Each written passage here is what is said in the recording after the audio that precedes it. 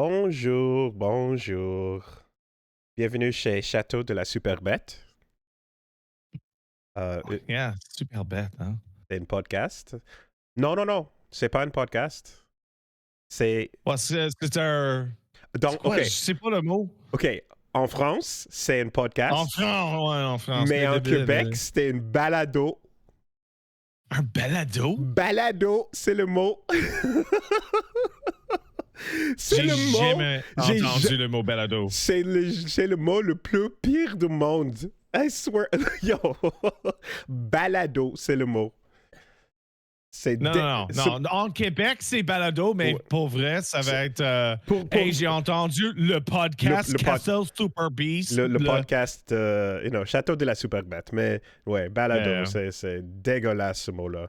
Bon. Please tell me you have been playing Expedition 33. Expédition 33, Clair Obscur. It's so French. It's the Frenchest thing I've ever fucking seen in my life. It's so fucking French. It's so French that I have learned, that I realized that I've heard the word before in art history class, and I didn't quite remember it. But oh my God. We've learned in art history about Clair Obscur, which is chiaroscuro. Right, there's a whole part of art. Oh, that's what Strongbad used back in the day. Chiaroscuro. Yeah, exactly. It's high contrast. It's the Sin City style applied to classical painting. You know, if you go Renaissance, and so just that's the bit. I'm like, oh shit, that's actually a word I learned. Indeed. So I have started it. I'm not super duper far in. I am also not super duper far. But I will just say that, like, I've done the intro, I got a party member, and I got to a talking pot and stopped. Right. Okay. So I am a little further than you, like just a bit, like maybe 90 minutes past you. I got to the end of the preview portion that they sent out a while ago. Mm-hmm. So like when I finished my stream last night, I was finally at like new stuff, though they didn't have the prologue in the preview content.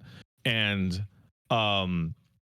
like I don't know where to go for this or here. So it's incredible. It's highly excellent, fantastic. It is RPG. It is insanely quality. It is shockingly good, and art design, tone, performance, theme, music. Okay, so I've been waiting a long time to say this, and I saw it with the trailers, and the eyebrow was raised, and then friends sent me messages about it going, you should take a look. And I take a look, and I am seeing the most immaculately Lost Odyssey shit I've seen. It's Lost Odyssey coded in decades, and that makes me so happy because I was talking to Gene about this, and he pointed out that it has like 360 game vibes on it. Right. So in particular, like Lost Odyssey, like the fact that it's like, okay, you're getting a very you're getting a realistic but stylized art style, you know? The characters are fairly realistic in their portrayal, and the world is fantastical, and the designs of everything around you. You can't possibly turn your head in a direction that doesn't look like an artist came up with. There's no normal shit anywhere. There's nothing, nothing normal. And then as you're walking talking through a pretty limited sort of line, even in the beginning section, and then later when the game actually, when the RPG starts, you're walking in a line. But it's very that is the if you're trading off whatever open-ended generic feeling for a very painterly and designed line, I'm down because once the fight starts, you're playing a really simple and fun RPG. And so one of the best things about Lost Odyssey is that the line is not so right where you're at, the line is going to start to branch a little bit. And what it is, there's a critical path. There's like an incredibly well-defined critical path that is like usually highlighted by like actual lanterns. Okay. Like just old-fashioned light sources. But you'll do like critical path with like a side shortcut, a like a side line area. to a challenge boss so far Right. has been the move. And then a line to like an open area that's like a circle that has this or that or whatever. And it's like a relatively small circle. And the kicker is that at the end of every single little diversion or little open area, there is a path to either a picto, which is really cool and like some kind of, it's an upgrade material. It's like your equipment, or a challenge boss. There are so many way tougher than you challenge bosses hidden off the beaten path. Hell yeah. Everywhere. Hell like, yeah. Half the time you go, oh, wonder what's over here. It's like a big motherfucking enemy that will kill everybody in a single strike. In one hit. So you better learn how to parry. But if you are good at defense, you can take on the things that are stronger than you, even if you're not ready for it. And that feels amazing. Right? And just memories of using Kime, running up to something and having the circle close in, right? Yeah. That feeling when you're doing your abilities in this game is fantastic. The music is swelling when different levels, and it feels like different phases at the very least of like the fights I was going through like are layered. I was going through like the water area, and I like there were like 4 different battle themes. Yeah. Right, and like in one of the fights against like a stronger enemy in particular, it felt like when my life got low, the music changed a little bit, or when its life was getting lower, and that final version, which is the soft slow down explosion where you get your level up screen, your everything, your rewards, and then you hit the button. We continue. On continue. It's great, man. And so to anybody who doesn't know, it's a traditional RPG, like an old-fashioned Final Fantasy game, turn-based combat, what with Mario Brothers style action commands. And the action commands are all like stellar and fun and well synced up to their animations. The parrying and dodging mechanic feels great. Yep. And you get a massive counter hit if you parry everything. Yeah, so you get like the incentive structure to dodge is to not take damage, obviously, and then that relies on you learning the pattern and the anticipation of what's coming at you, some of which is very Stagger Elden Ring-esque. Oh, God, right? There's an enemy later on that I fought that it shoots out 2 slow tracking projectiles, then goes to swing at you.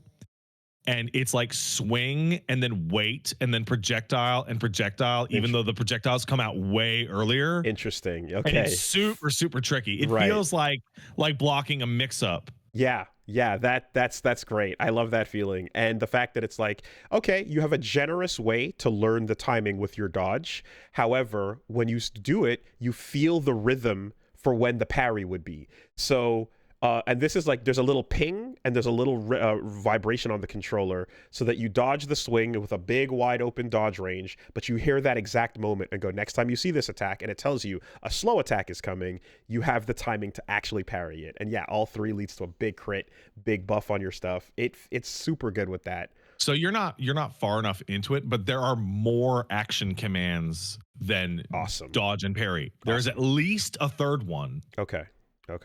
And like I did something I never ever do when I'm playing a game on stream, and I almost have never done it playing a game in my own time.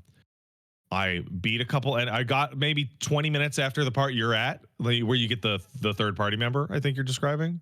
I don't know yet. I'm only 2 so far, but you're only 2. Okay, I got to the point where I got the 3rd party member and went into the options and turned the difficulty from normal to expert. Okay. And it's like I want to be in the fights for longer. I was looking at the description on it and it sounds a bit like that's the move. Yeah, I was waiting to see a little bit, but that was in there. I also did something that I've never done, or that I haven't done in a very long time. I switched the dialogue to French. So man, I don't know if I want to do that. Have you tried it yet? No, because it's Charlie Cox and Jen English and Ben Starr and Andy Serkis. So here's here's what's up. I did both, right? and like I'm setting this up, but ultimately, I did the intro in French to hear the original, how it was, how it was done, and then I switched over to English and I did it again, and they're both great. The English voice acting is stellar. It's really strong, and I feel like the one thing that's weird about the French, unfortunately, is that the lip syncing is not made for the French. It was made for the Anglos. It's made for English, which is the main audience, so that makes a ton of sense. Made for the Hanglish, yes. But in the same way that I'm like, if I'll watch an anime in Japanese and read the subtitles, I'll watch a French. You know what I mean? Like, I'll play it in the language, But yeah, like so it's actually a little confusing to me as to what the real language is when the lip syncing is for English. It is for English, yeah. Here's the thing, though. There's something like, okay, if like this, listening to it in French though adds a little air of like, a little like sarcasm to the exchanges. Don't you mean sarcasm? I suppose so, sarcasm. No, mais c'est quelque chose. It's a little bit. There's that foreign film feeling to it. Yeah. When they say things, they have little lines or whatever, and the way that Gustave says like Maya says something, and he kind of says like Maya, like there's a little bit of a vibe that's a little different in French. Yeah, Charlie Cox is daredeviling all over Gustave. Now he is daredeviling it all over the place. Now, what's funny is that when I look at his face, I see Robert Pattinson. It's so I see like Monsieur Pattinson Robert. It's pretty close, right? It's so strong.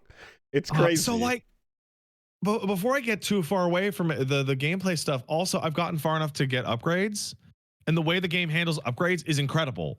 You upgrade weapons with what is the game's equivalent of Titanite. So there's bespoke like upgrade materials for levels 1 to 3, and you get like 1 million.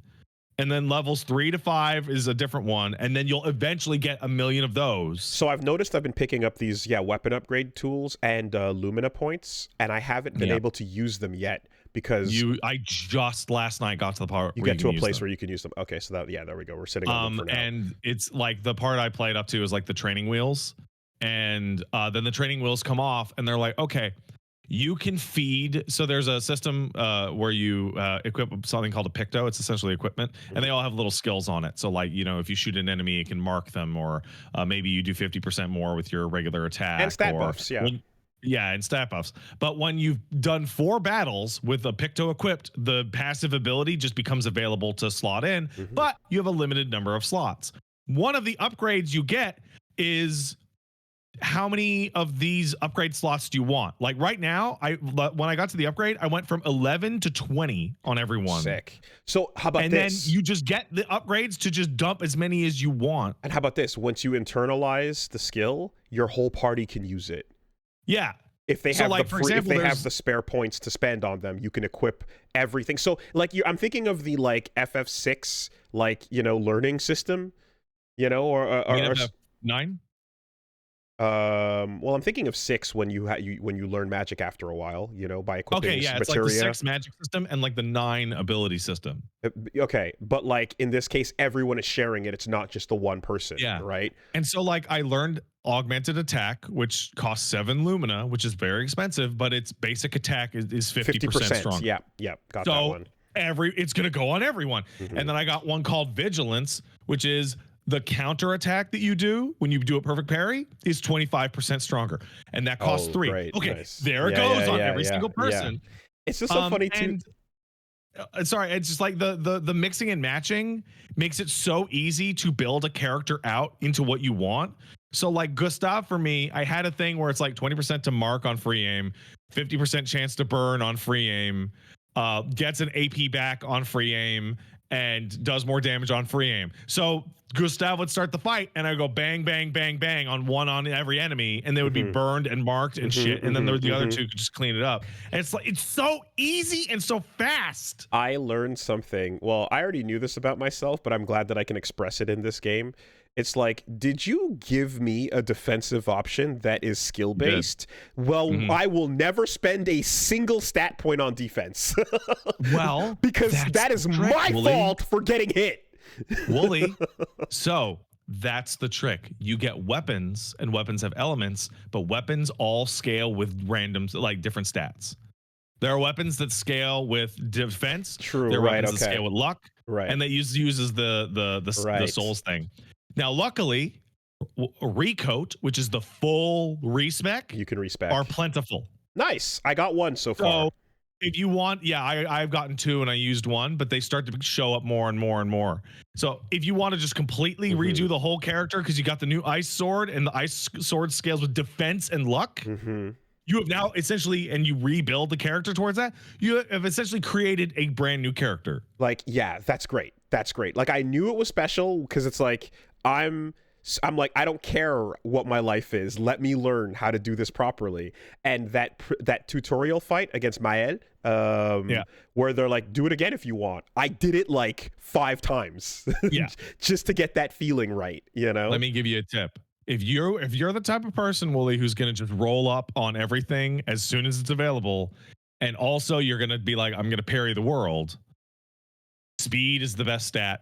Because if enemies are going to kill you in a single hit, then all that matters is getting more turns. Go first. Yeah, 100%.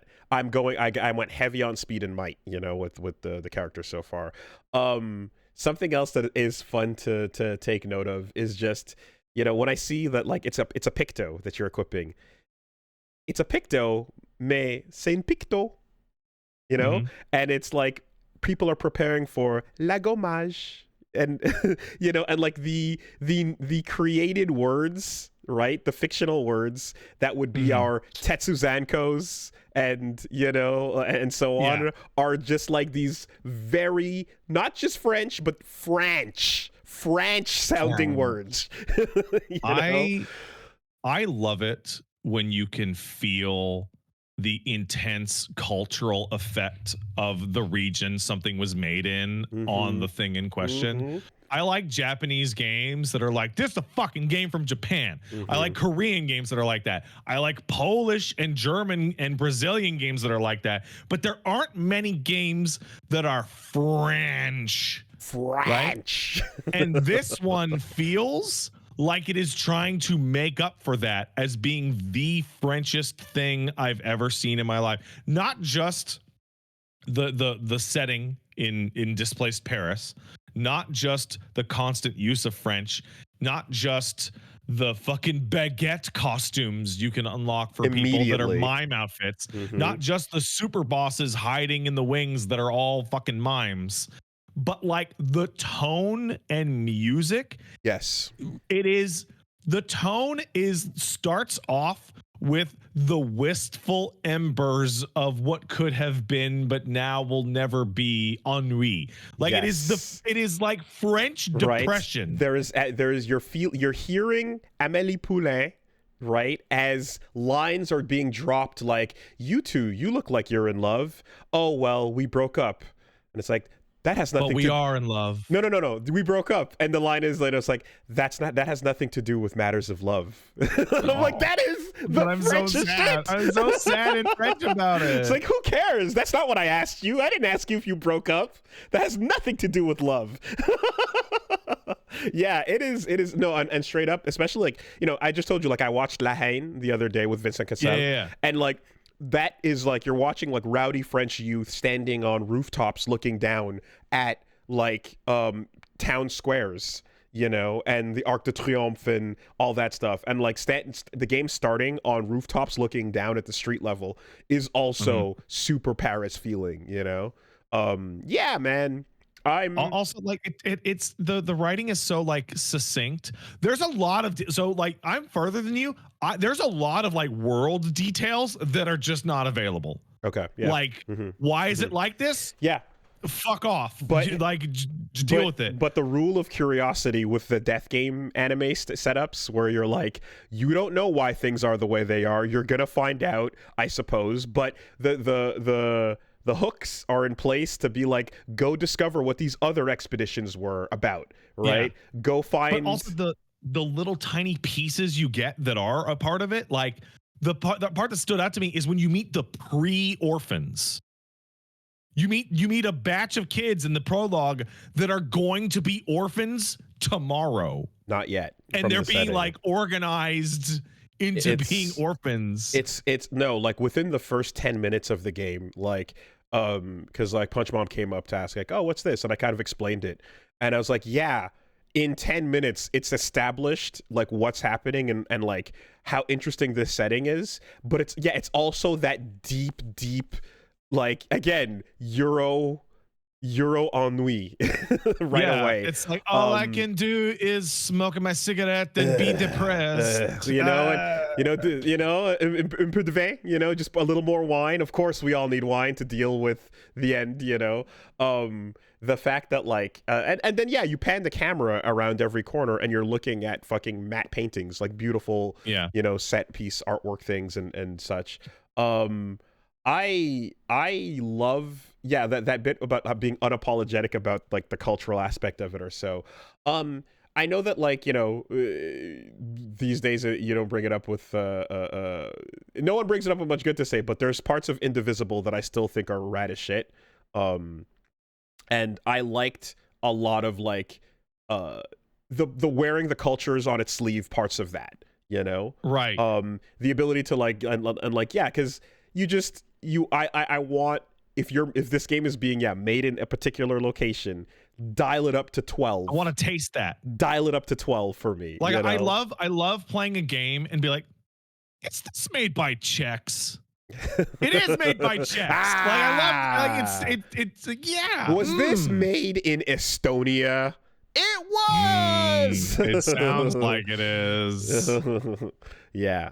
So no, I'm immensely impressed with that. And also, of course, you can see what's going on with like their what they're inspired by, and inspired by fucking Final Fantasy. Inspired by Final Fantasy. Inspired by RPGs, and even like the little menus where you're like zipping around your character from different angles as you're putting the equipment on and stuff. It's awesome. It's really, really cool. I think there's a single detail about the game that shows its inspiration, like not on its sleeve, like on its heart and its whole body.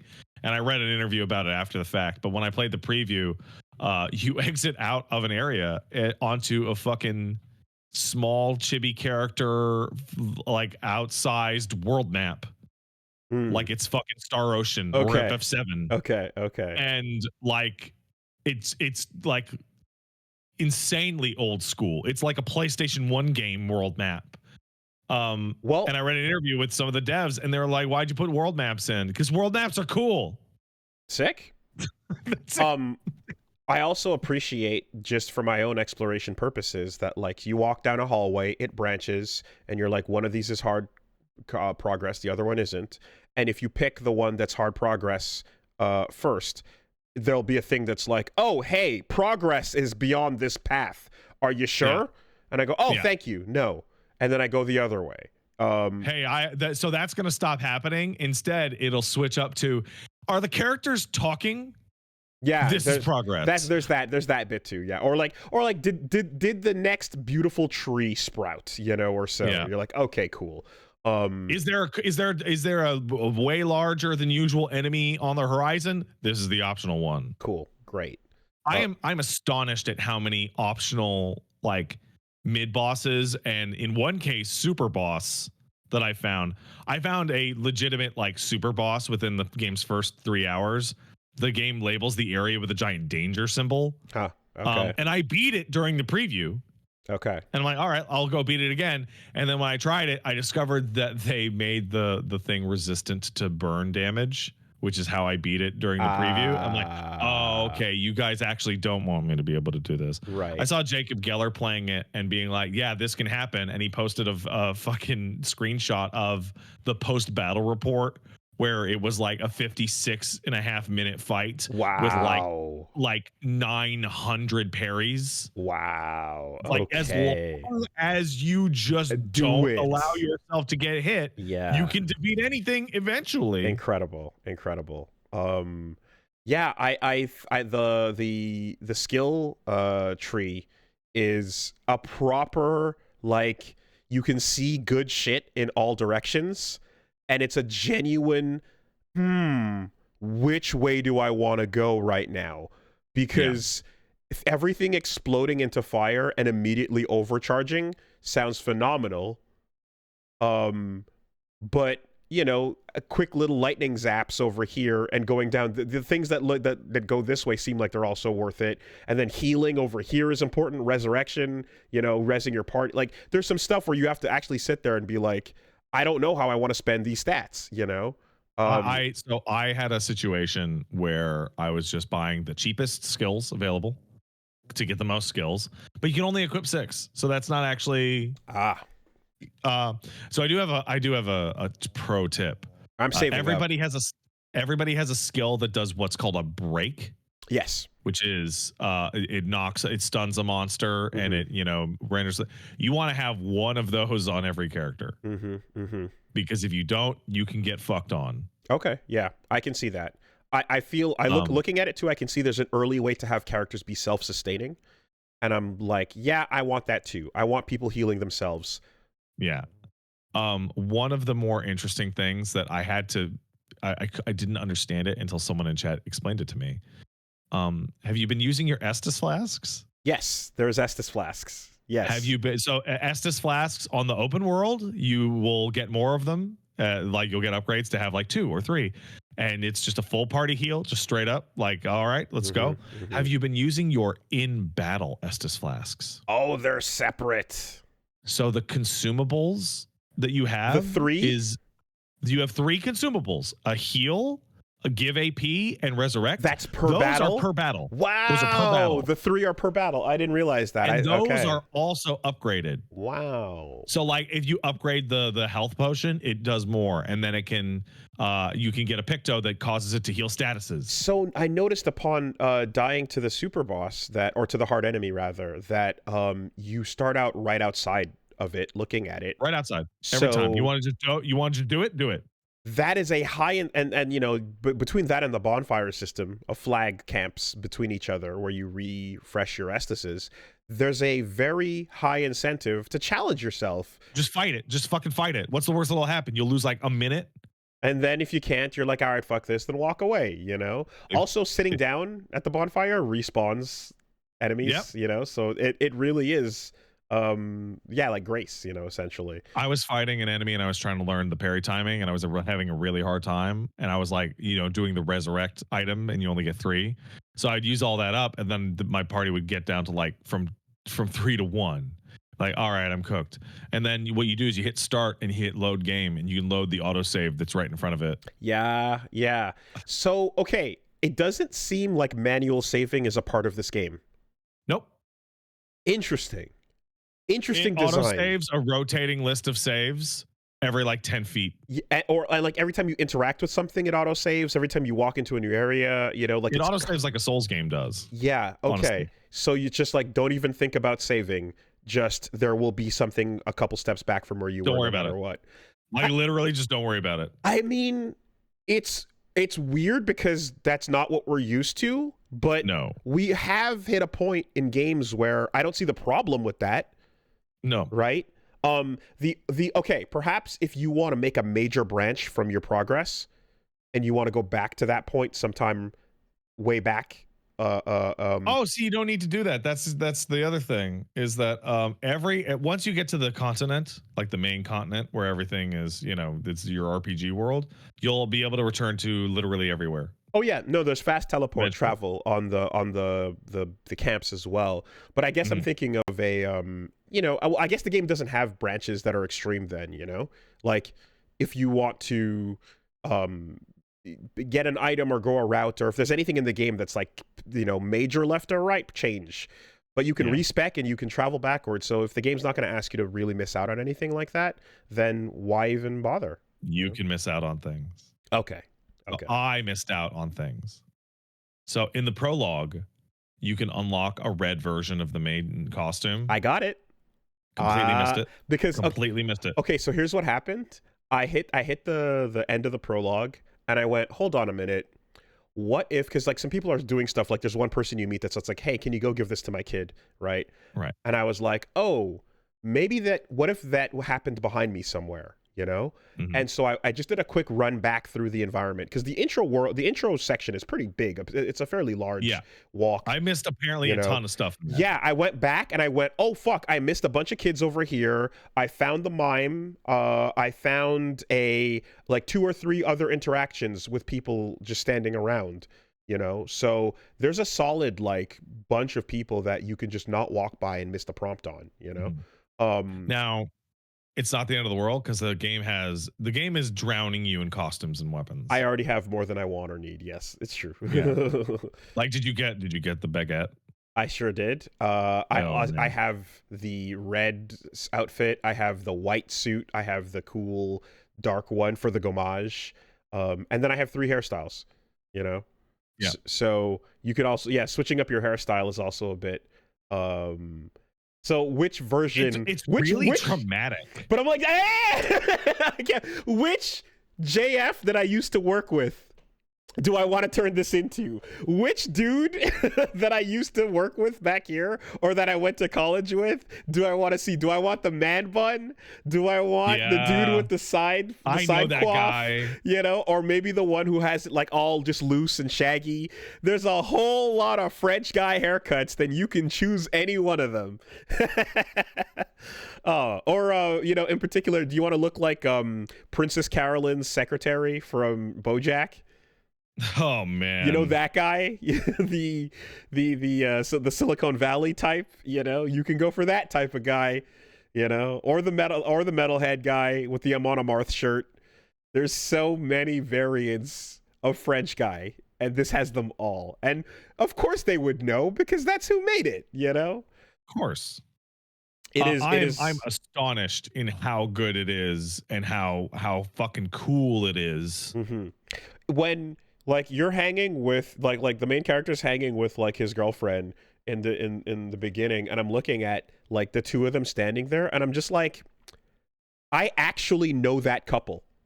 Yeah, I literally know those 2, and I like with that thing going on, you know, Sophie and Gustave.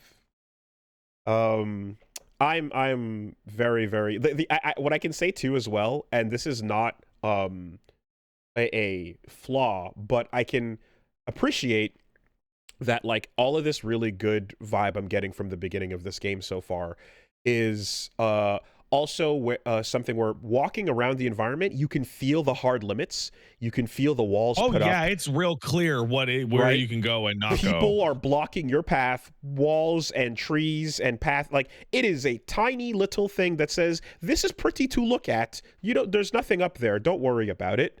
You know, and you're like, this is a small studio making a giant game, so fair enough, right? We don't need to have this big empty thing with nothing going on in it. If I could walk around, enjoy what I'm seeing, and then I can't wait for the next fight. I'm like, more fights. I'm almost like, fucking give me more grunts to swing at. That's why I turned it up to expert. Yeah. Because on normal, the grunt fights are they don't get to have a turn in a lot of cases. And on expert, it's like it's just enough extra health on the enemies that they don't just get alpha striked by your full turn. You know, like they get to do something. You know what it is? It's the scale and pacing of Hellblade. I have a different example. Okay. So this is a French feeling Final Fantasy game. There is a different Final Fantasy game that's actually labeled Final Fantasy that is also obsessed with being French and is also highly linear and has a good battle system, and that game is Final Fantasy 13. The hallways. I've heard about. The difference here is that I was fighting and having a blast with the combat in this game within like 10 minutes. And it allows me to fight up against challenges and like just play my ass off right away. And also I actually like these characters.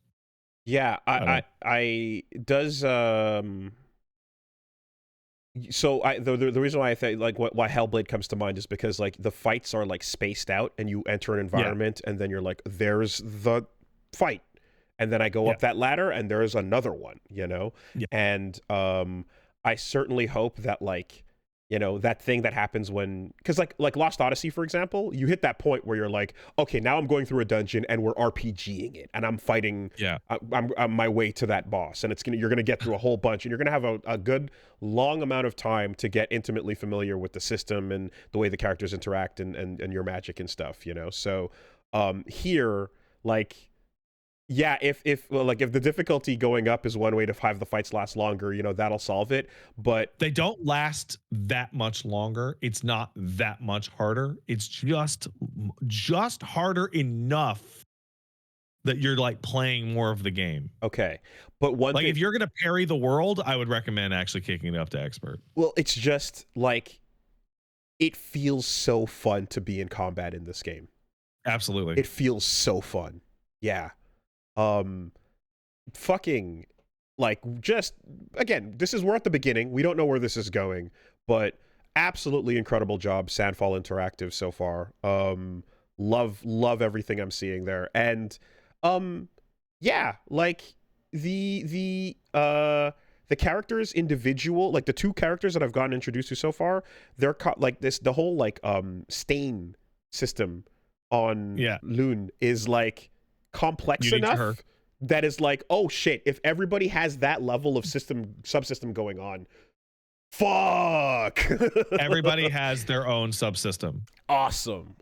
So it's like Gustav has his overcharge, she has her stain system, the one after that has a stance system. I don't know what the other party members have. Yeah, but like all have like a very in-depth gimmick that you can build around. So like there's versions of Luna that you're like, well, do I want to like build myself up to be a massive debuffer that like I'm all blue, or do I want to build up so that I have white, blue, green, red, and then nuke?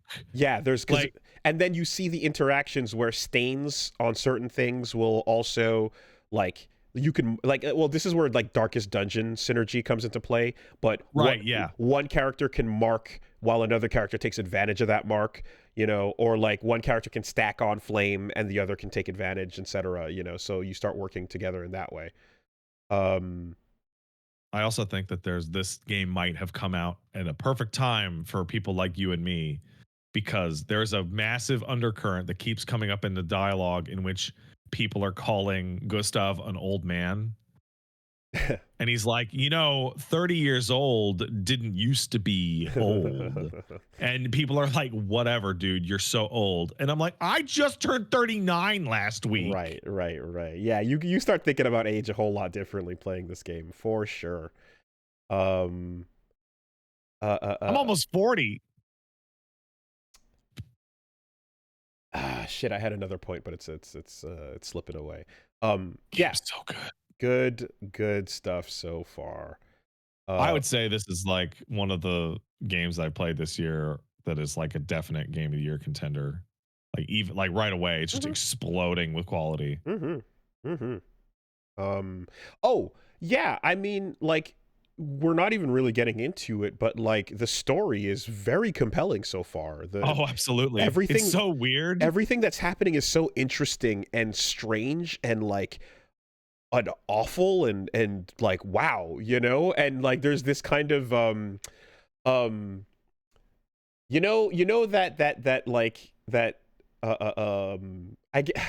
guess to go French with it, it's like, Nazi-occupied France, we soldier on, right? That like in the midst of the hopeless, we keep on marching. Well, yeah, because these people never had a World War I or World War II. It's Paris that got sucked into some dimension in like 1905 or some shit. Some other shit's going down. And then you're right, you have again your death game anime rules that are like, okay, let's figure out why the walls and the titans and the Gantz ball is there, but also literally here's a mysterious key. I got that mysterious key and I'm like, what the fuck? What did you do with the key? I don't know, but you know what? Between that and fucking Souls, giving me a mysterious key is I like it. I feel like of the items I got in the prologue, that's the one that matters. I like having a mysterious key at the beginning of a video game. That is a good feeling. That is a big where's this gonna go? Yeah. I just want to make a quick point that the soundtrack is absolutely unbelievably incredible. It is constantly changing. There's so many tracks. And trying to listen out for those lyrics and trying to hear, as it's switching between English, I'm hearing lyrics going in heavily accented English. Yeah, I'm hearing "Don't Give Up" and then dropping over to "Clair Obscur." Like they're switching languages on you. Would you be surprised to hear that this soundtrack is by game composing amateur? Yes, that Their is first game, and that they were found off of SoundCloud. Hey, you look cool. Get in. Okay. Literally, they reached out to somebody posting on SoundCloud that did some good work, and they were like, "Yo, you're awesome. Official. Want to work on a game? You want to do 150 tracks for this big budget RPG? Amazing. Okay. Amazing. Yeah. I would love to know. I'm very curious because like we were talking about, when we saw the trailer and kind of saw the announcement for this, and then we saw the big old baguette, trailer and stuff. I was like, yeah, who is this studio? Like, how many people are they? What scale is this? But it's 84 people and 1 dog. Fantastic. I really do hope that like I like the idea that this This would be double A in today's parlance. This is a double A feeling game, and I need more of this exact scale where I can feel this exact thing. I can feel the limits, right? And I don't know how long the game is, but you can tell that it's like it's gonna be, shyer than an Atlas game. So it's 30 to 60, and that is dependent on how much you want to give it. Excellent. So Gene was in my stream the other night, and he's beaten it.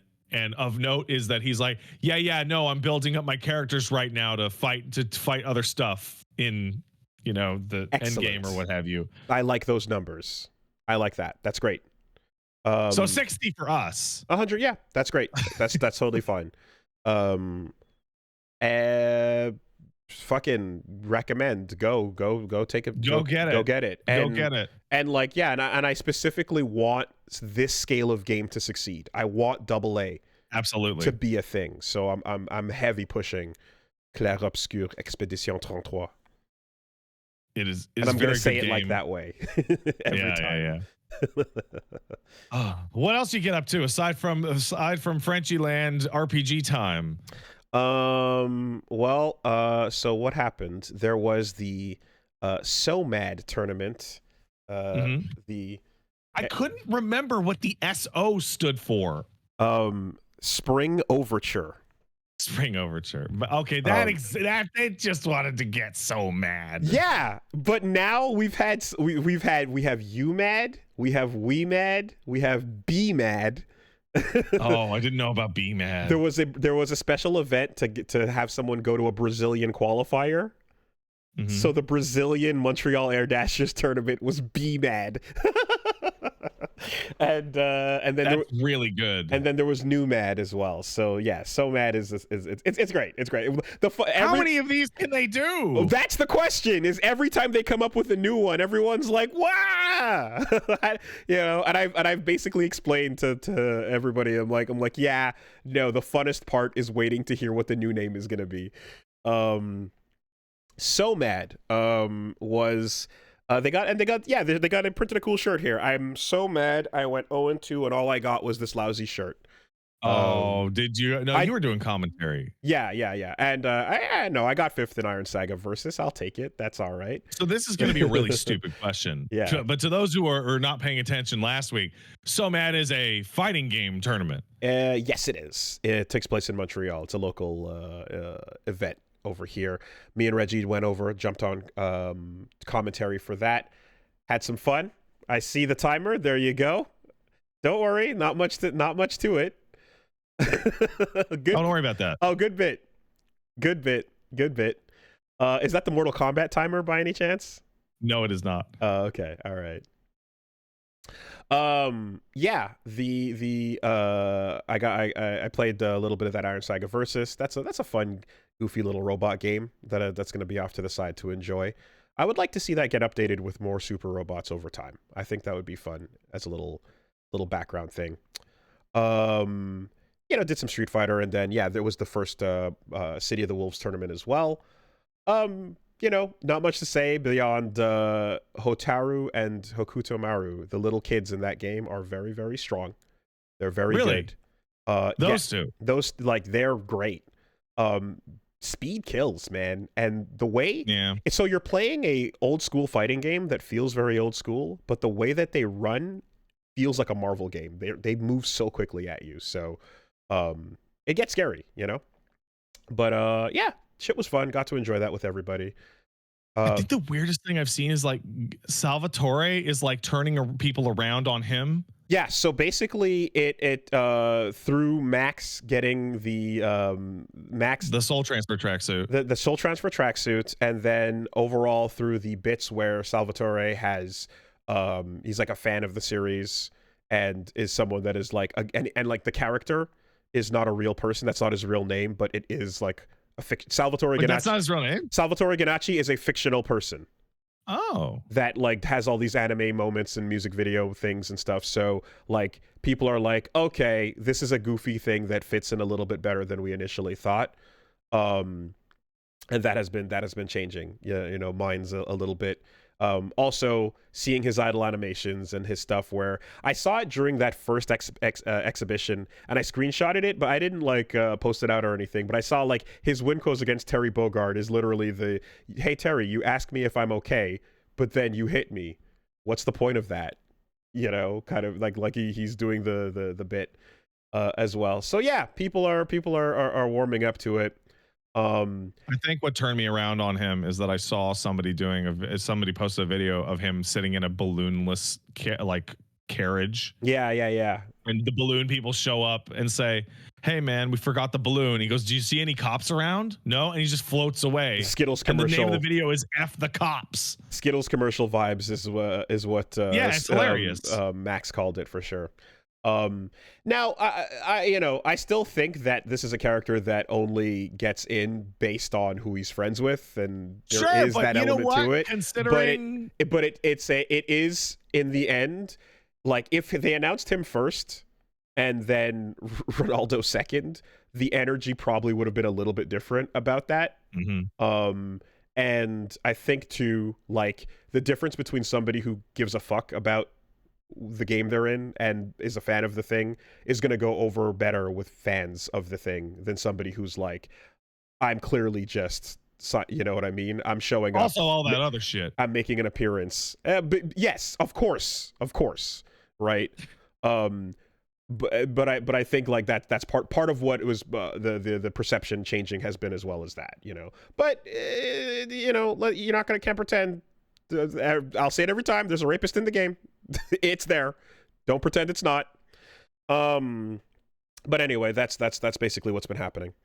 Beyond that, I wanted to give a shout out as well to Black Mirror has started season 7.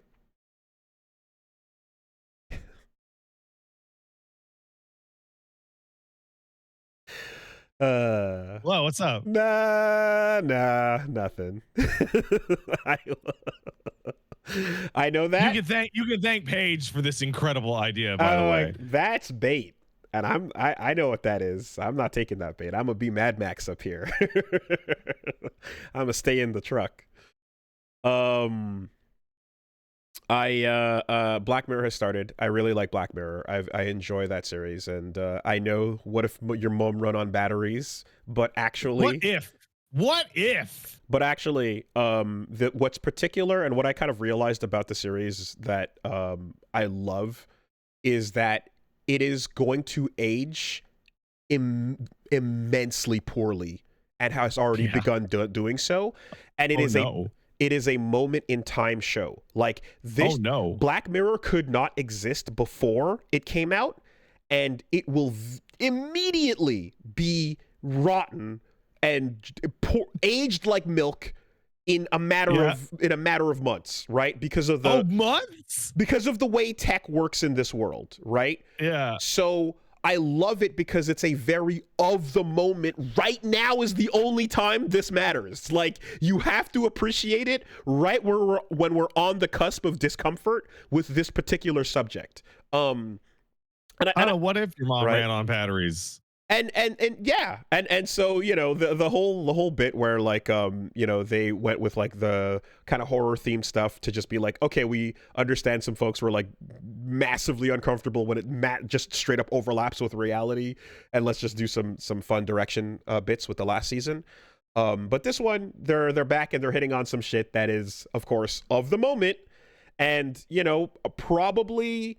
Like, yeah, like okay, maybe not a matter of months, but like definitely in a matter of years, watching these things backwards, there's going to be like, I can see the next generation of kids watching Black Mirror and being like, what? Yeah, that's the way it's always been. I don't get it. The kids don't have time for Black Mirror. They got that skibbity shit. Sure. To brain rot their asses with. But a pretty strong start. So just watch the first episode, Common People.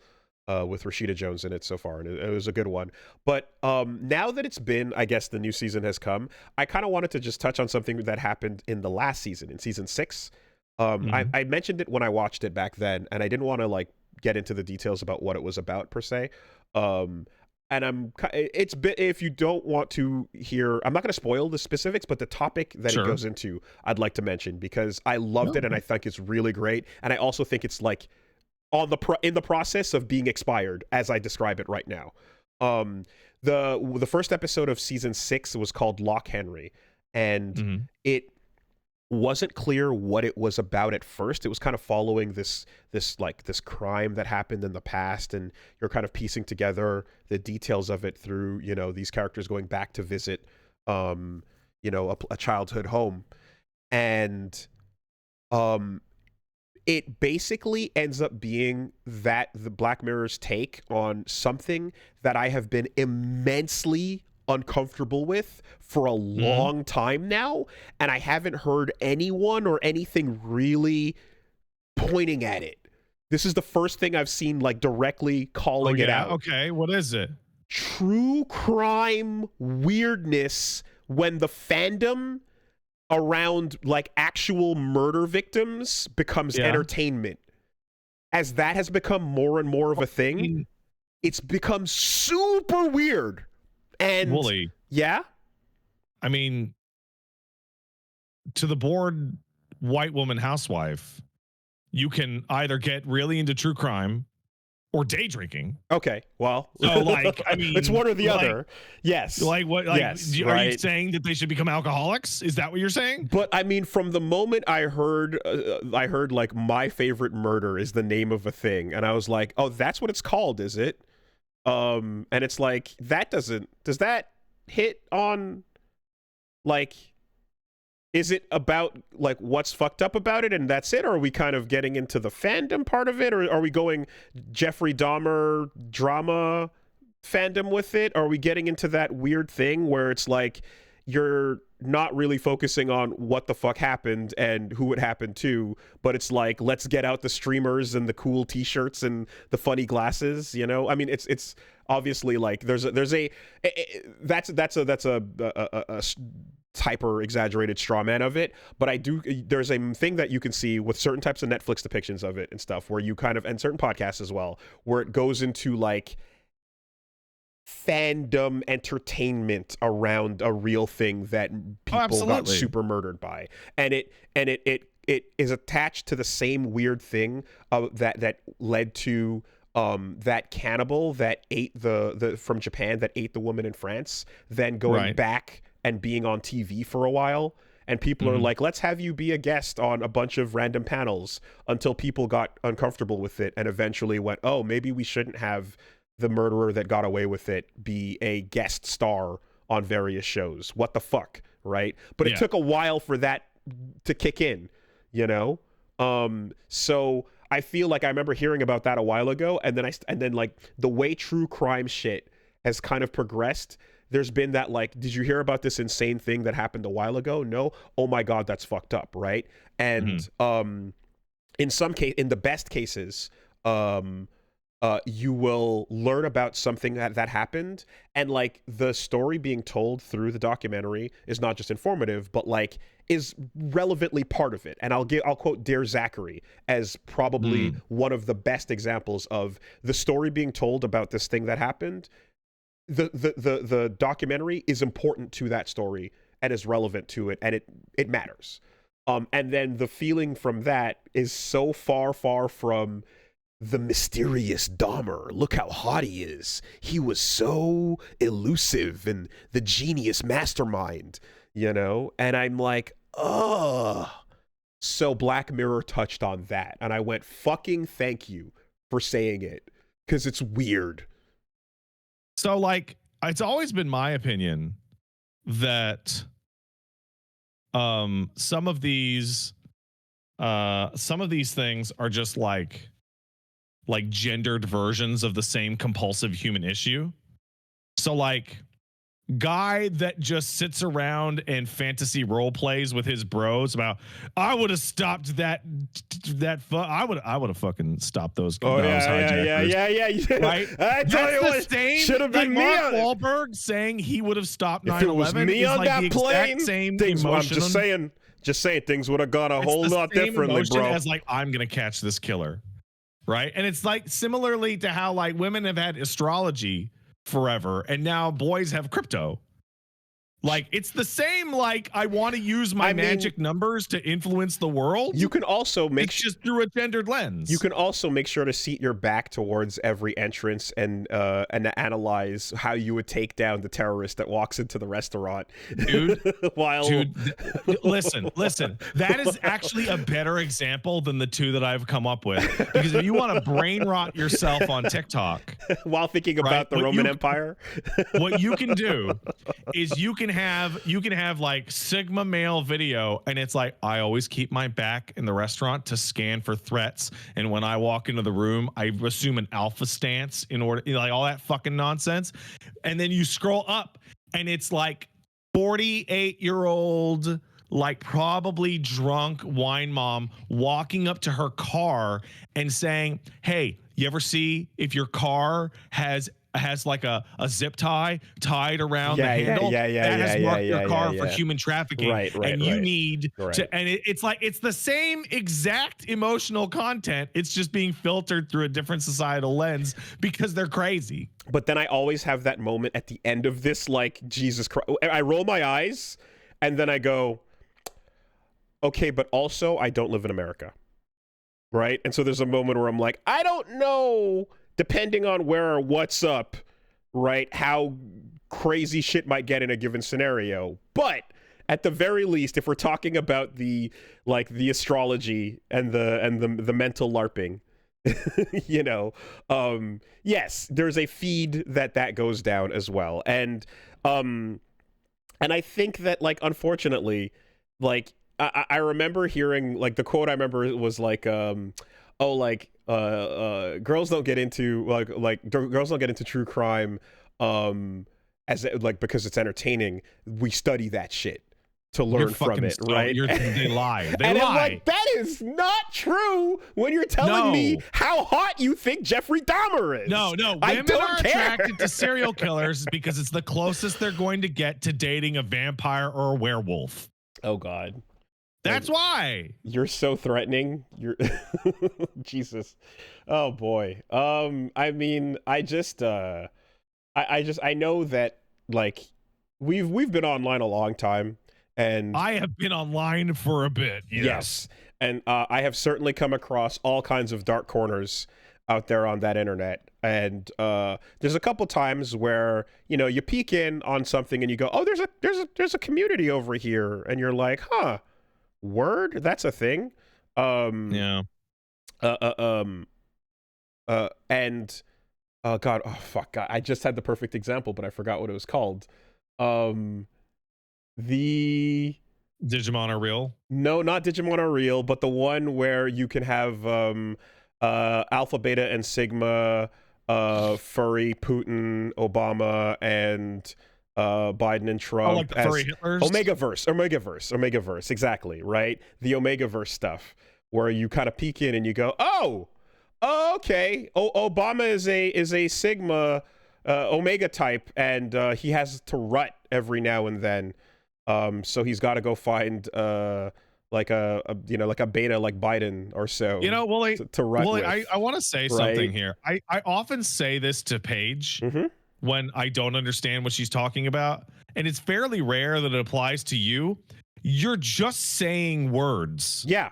I know. Like I know. What the fuck are you? You're just saying words in an order. But the few who know what I'm talking about are freaking out right now, and I'm doing it for them. I'm not doing it for you. Yeah. I'm not doing it for anybody who's typing question marks. And anyone who's holding the question mark key and mashing enter, I'm not doing this for you. I'm doing it for the people who just spit their coffee out when they heard me say Omegaverse. This is like me talking about the Fist of the Dog medicine, where he sprays the dog medicine on his hands to make his hands tougher. I understand. Right. So to that end, you kind of peer in and you go, oh shit, that's a thing, huh? Okay. And then you kind of close the door. And there's weird like stuff where like, yeah, we talk about like the Dahmer like fandom bits and things. Yeah. And like and I saw where a couple groups of that started branching off into like other like tragedies, and then becoming fans of certain tragedies based on how attractive they think the perpetrator was, right? So there's like fan cams, like like K-pop stan fan cams for like murderers, and like their fan cams for everything, man. Yeah, and you would see a couple of these just being like, okay, but look how hot he is though over here when he's in this court deposition, or other heinous like mass fucking death event footage where people are like, and I'm like, oh, there's a level of, I don't know what causes that, but something's going on there that might be, I don't know, it might be your genitals. Yes, but it's connected. That's what caused it. But it's connected to the thing that makes your hand write a pen pal letter to the murderer in jail. You know what I mean? Like, I don't know what that thing is, but I'm like, that's dark. And it's over there. And that's a part of 40, the internet. And what I've discovered is that there's a lot of people out there that are like, like when you were younger, you're like, oh man, everybody's stupid or whatever. Now I'm old enough to be like, wow, tons of people are just crazy. Like tons of people are just nuts. Yeah, like just completely fucking nuts. Like that's the end. Like that's the end conclusion, and that's foregone. But it doesn't mean that the journey to discovering the specifics of how that manifests isn't fascinating and wildly like, really, that's where we got to. Okay. Anyway, so I think looking over at someone in the chat saying you are being so judgmental in Lamau is like the funniest possible takeaway from this. Yeah. No, I'm being too harsh on those murderers and those people that, like I should be. Pleasure for the guy who ate those people, man. No, the fan cams for the Columbine shooters. We should be more open-minded towards those accounts. What if I actually could change him? What if I could fix him? The guy that like plowed into a family, but like was rich and hot and got off. Like, yeah, with his when he was drunk driving. Like, we should be chill actually, because he's not the only one who got off. Am I right? Wow. Hey. Aphasia. So anyway, it's crazy. That's insane. That is not reasonable to say. That is not a reasonable thing. You're being completely unreasonable. Fuck that. What if we kissed in the conjugal visit trailer? I think that oh, excuse me, not aphasia. Affluenza was the affluenza. That's the one. That's the other one. Is like you can't hear noises in your brain or something. Right. Excuse me. No. Affluenza. That's the other one where you're too rich, so you didn't know that like other people's lives. You know what the mattered. Worst thing is about the affluenza thing? Like the explanation that this dipshit was so rich and coddled that he couldn't appreciate the degree to his actions harm people. I actually find that to be compelling. I genuinely think that is extremely real. I just don't care. Okay. I don't think that's an excuse. If we check the tapes, you see a childhood where there was never a moment that taught the value of human life to the I mean, kid shit, based on dude, I'm sure you've Perhaps. met like a child that was like 8 or 9 that you're like, oh, the parents fucked this kid up already I because see. this kid has never a consequence. Right. So you can be diagnosed with it. It just doesn't affect the sentence whatsoever. Yeah, it's like, okay, yeah, sure. Gotcha. Okay. Yeah.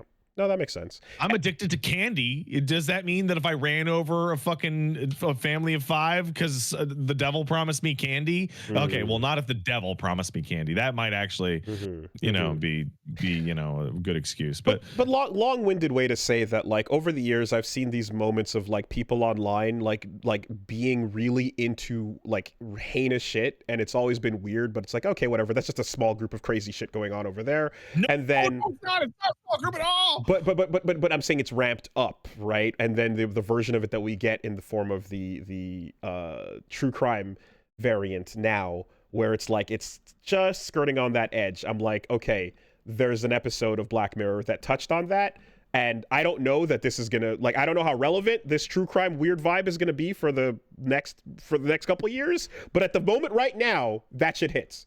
You know? I think that I don't think this behavior has ramped up at all. I think this behavior is more visible and is more easily networked.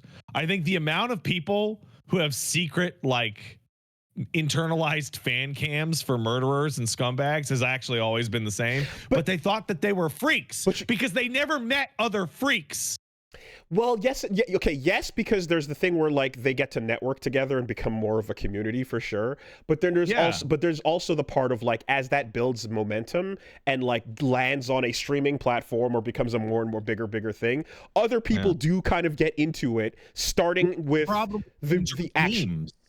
But also through like, here's the real case, here's the real murders that happened, and then here's the wrap-up show where we discuss like the latest, fan cams and memes about what's been going on in this thing, you know? Wooly, there's somebody in the chat just like nailed it perfectly. It's like the armpit and feet people. See, back in the day, if you were like an armpit guy or like a foot guy, you'd be too embarrassed to talk about it because it was weird and you would never meet anyone in your whole life that was like that. And you'd be like, I guess, but now we have like armpitlickers.us or whatever the fuck. And they're having their meetups and they're like everybody's like, and this is like a totally harmless fucking thing. It's just gross as shit. But like now, like, oh yeah, you know what? Yeah, there are a lot of us. You know what? I should talk about armpit shit. Yeah, probably. No, sure. Sure. Stop it. Shh. Either way, I enjoyed that episode and that being a part of the discussion. So shout outs to Black Mirror. Watch it now because it's like milk. It's going off. I don't know. It's going off. Its expiry date is like every season has an expiration. Episode aged really well. Oh, the first episode of the first season? Yeah, I think that aged really well. I think that's just as appropriate now as it was then. Certainly, but I think not. But the same can't be said for all of them. And the "what if your mom ran on batteries" bit, it's like, yes, but, and then you one day you see your mom replacing her AA's. And I think the goofiest thing about the fact that we always laugh about that is like my father does run on batteries. Oh, okay. Like, unironically, my father has a pacemaker, and he has to every like 3 to 5 years, he has to get the batteries changed. There you go. Good stuff. We live in a fucking nightmare. Woo! Always has been. Yay. Astronaut execution. Gonna be playing some more Phantom Liberty this week, and getting through that Cyberpunk. Going concentrated on it. So tune in Wednesday and Thursday. We'll be doing that. And then get into fighting games on Saturday as well over on Wooly Versus on Twitch and YouTube. All right. So I played Expedition 33. So I mean, let's just get past that. That game's incredible. That's fucking amazing. I love it. It's incredible. It's great. Yeah. I LPing Expedition 33, and then again we talk about how Death Stranding is on its way and all these things. Like, I think it would be a mistake to give get into some stuff right now. Like I'm trying to keep the schedule. Yeah. A So bit for more me, clear. it's Expedition 33, and then Night Rain, but Night Rain's not like a sequential thing. Sorry to And just, disappoint, but yeah, it'll be off camera for me. Play it for you. Just enjoy it and be like la la la la la la la wow wow. So I played Expedition 33. It's great. I'm gonna keep playing that. If you want to see an LP of it, you can come to my channel. It's twitch.tv/PatStaresAt. I also took a look at I screw this name up every time, so I have to read it out loud. The 100-line Last Defense Academy. So I reached out and they sent me a code, and I appreciate it because games are too expensive nowadays. So the 100-line Last Defense Academy is made by the people who made Danganronpa and the people who made Zero Escape. Danganronpa Tactics. Yes. But I heard about the writer this. behind Zero Escape. I heard about this. Yeah. So I'm gonna start it out right away. I haven't played that much. I did one stream of it, and I haven't been back to it since. But I plan to go back to it. Also of note, I really had a very strong negative reaction to trying to play Danganronpa. Yeah, you did not like that game. Incredibly negative reaction. And we talked about it a bit when I brought up, like, I think 2Kyo had when they released what was it, Akudama Drive, like the anime that came out. There's a whole style to the Danganronpa, basically like Uchikoshi stuff, where you see that character art style, you see that same vibe and design and stuff, and even if it's not in the Danganronpa world, the aesthetic is there, right? So it's still very much in a similar style. Like you can taste the writing being the Danganronpa guy, but it's immediately much more appealing. I don't know why. I don't know why. Part of it is that the narrative setup is so much more confusing and interesting. It takes place in Tokyo that is entirely underground or in a bubble or something. Of course it does. With does. random attacks that no one understands. And then you are swooped away by a magic bear to defend the world in a high school. Yep. And then you visual novel talk to people who stand around in little 2D. Yes. I mean, fuck. Yeah. And the characters very much look like Danganronpa characters, and they talk like Danganronpa characters. There are you meet a cast of, I think it's like 8 or 9. Protagonist with a little hair strand sticking up. Yeah. He's normal. He's a normal guy. And then there's like the angry guy. There's the prissy girl. There's the prissy girl's sister obsessed freak brother. There's the pathetic guy. There's the gym rat girl. Like they're a bunch of fucking ridiculous stereotypes. But for some reason, it's charming to me. Whereas Danganronpa was like, made me want to barf right away. I really can't tell you why. I don't know. Yeah, because here's the thing: is I've always found it to be charming, and I did enjoy it.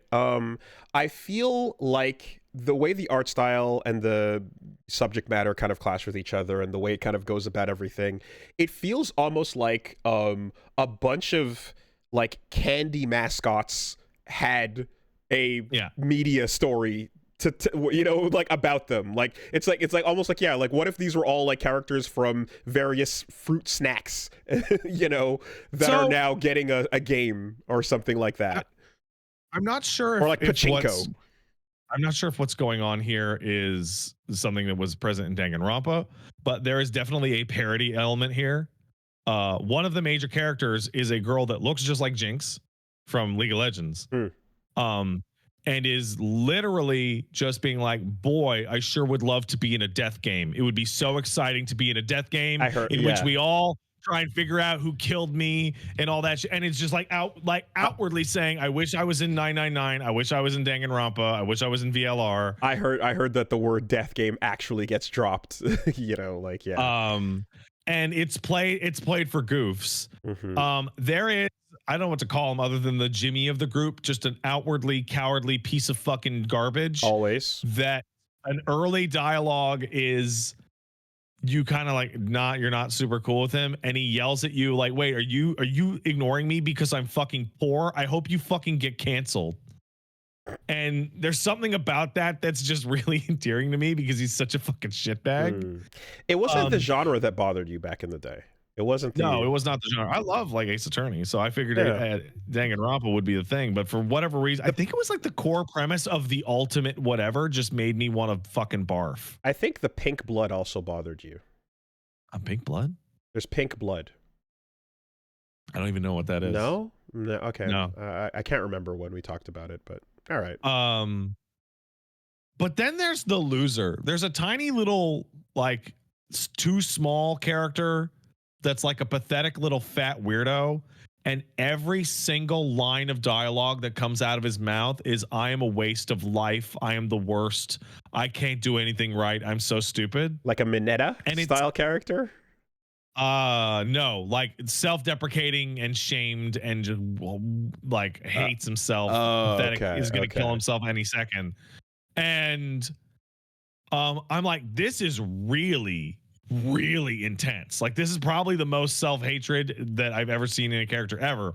And I was then informed and provided with sources that Kodaka, the writer of the main writer of this game and the Danganronpa guy, gave a shout out to Hideki Kamiya saying, hey dude, I love the shit you say to people in your tweets. I am totally writing a character based off of these. Oh my God. Okay. So everything he says about himself is something Hideki Kamiya has said to someone on Twitter. Oh fuck. Okay. And now I'm turned all the way around on this. All right. That's where it comes from. That's a deep cut. That's a pretty deep cut. And in addition to that, of being a weird visual novel with a fascinating plot premise, it's also like a tactics RPG that plays pretty well against what is essentially like the Earth Defense Force cast of monsters. Like running the like, you know, you'll fight like little goofy mascot dudes and like little blobos that look like they're from Disneyland or Universal Studios, and then like a gigantic 100 tall fucking death myth dragon from Dark Souls. Yeah, and like there's moments like that in the Danganronpa games too, where there's these strangely like elaborate designs for beasts and monsters that would just pop out for a gag.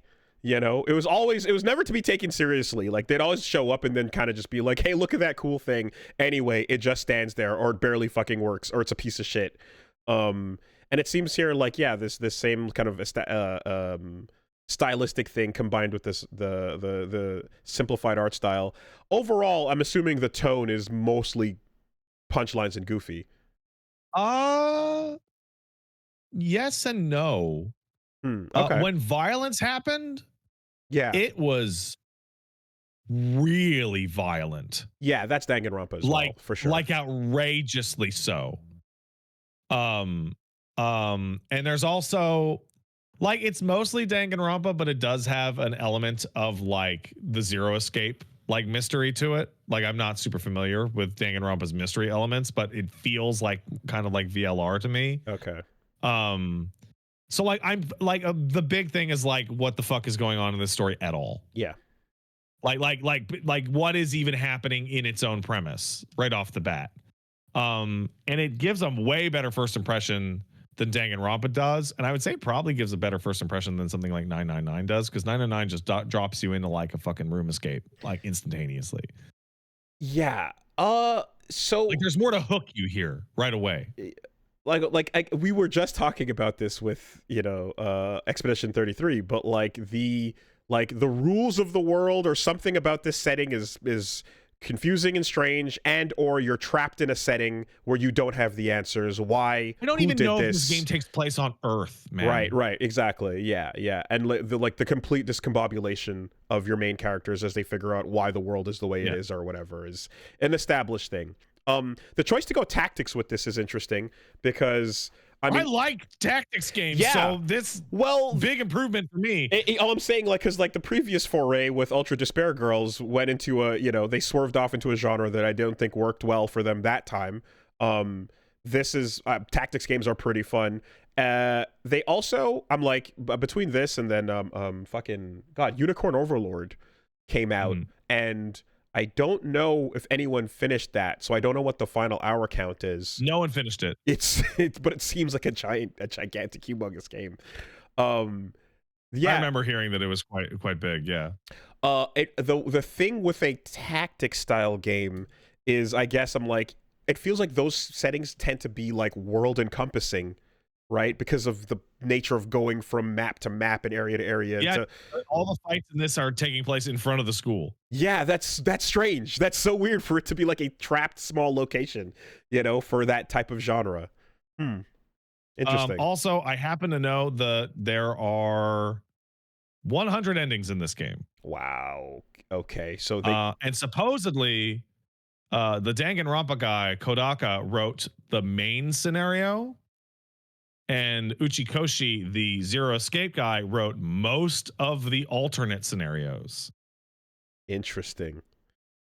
I'm seeing people describe an hour count of somewhere between 30 to 140 hours, depending on how much you want to actually pull out of it. So when I hear 100 endings, it has a reverse effect on me, where I'm thinking like they can't be that significant then, right? Like I don't know. Like Chrono Trigger has a lot of endings, and that was a holy shit moment back in the day, especially, some of which are much more elaborate than others. But if it's 100 but they're all a couple screens and not much to them, that would not be great. So I'm gonna pull out call to our live chat, because I know there's somebody in here who's beaten at least the first end. Not joke endings. Okay. Yeah, because if Automata is the other thing, where like some Automata endings are complete, like, just gags, and some of them are real, obviously. Apparently they're real. Okay. Wow. Cool. I would like to put more time into that. The two Kyo games bit, the aesthetic and the style, and Kodaka and Uchikoshi, like that's cool. Yeah, I'm glad that that's still a thing. This is gonna sound really strange, and I don't know how to say it, because like I don't really care for the Danganronpa art style. No, I'm not a fan. I don't really like it. Similarly to how like I really like One Piece, and I think One Piece looks like shit. I think One Piece looks like shit. But I really like One Piece. I feel like the Danganronpa characters like look at their best like on a sweater or a cool hoodie, with like graphics and sharp colors and line art.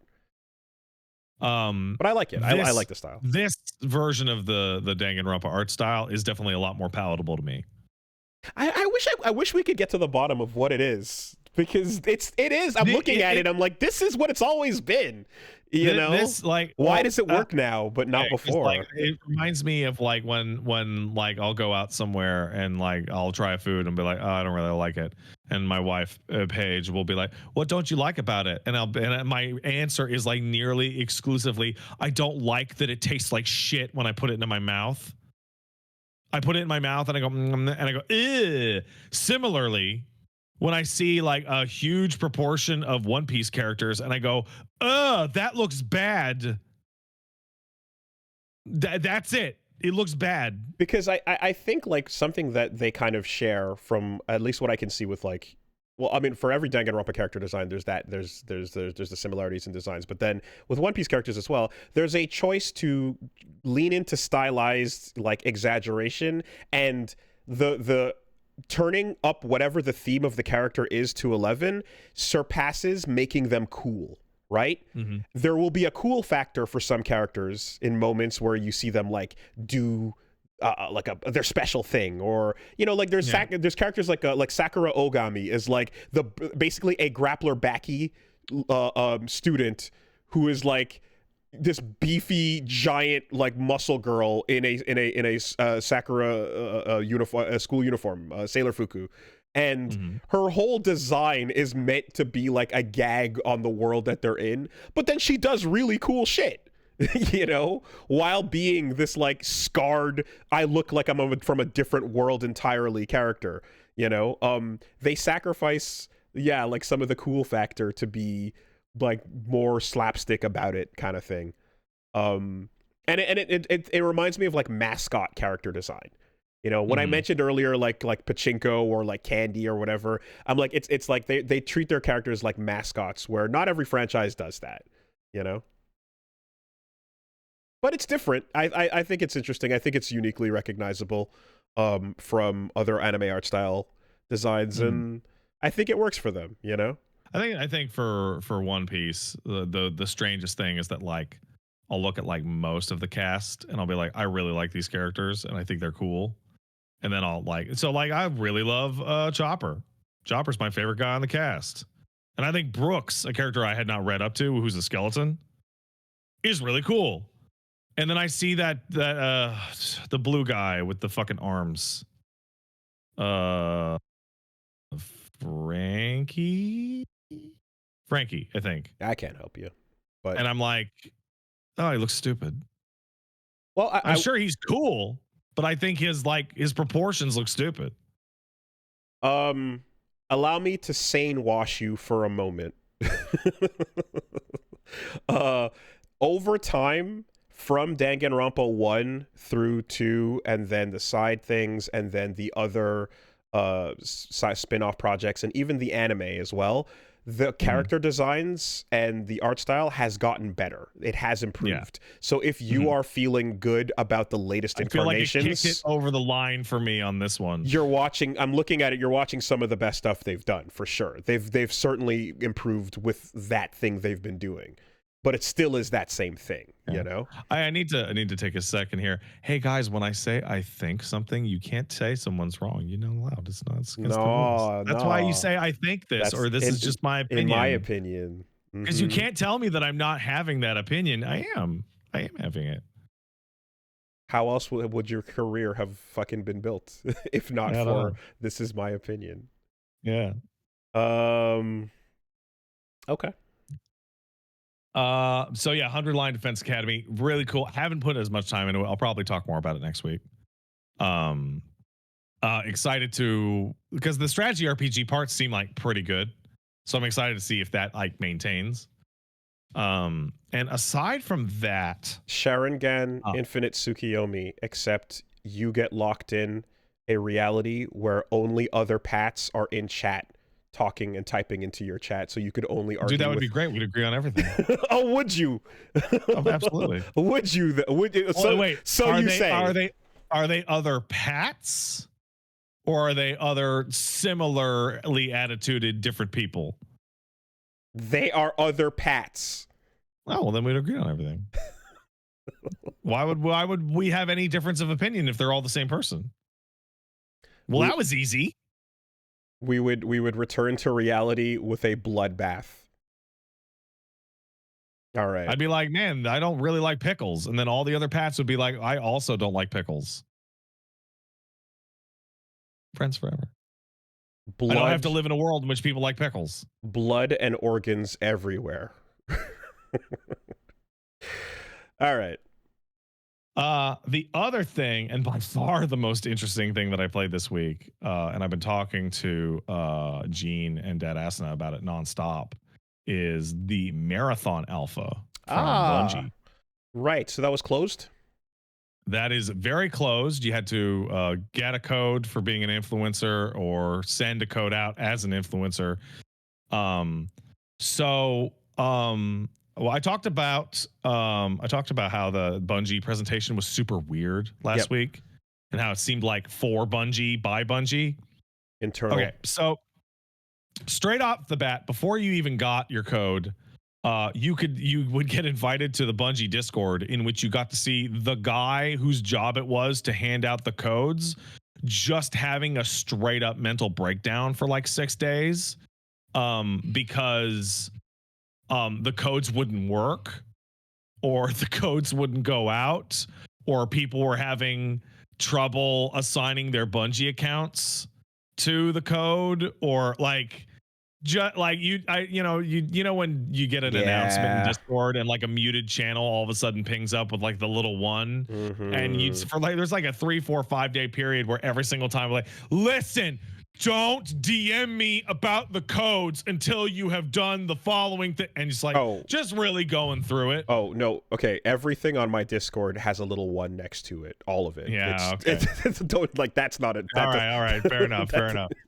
But anyway, I get the idea, the spirit of what you're saying.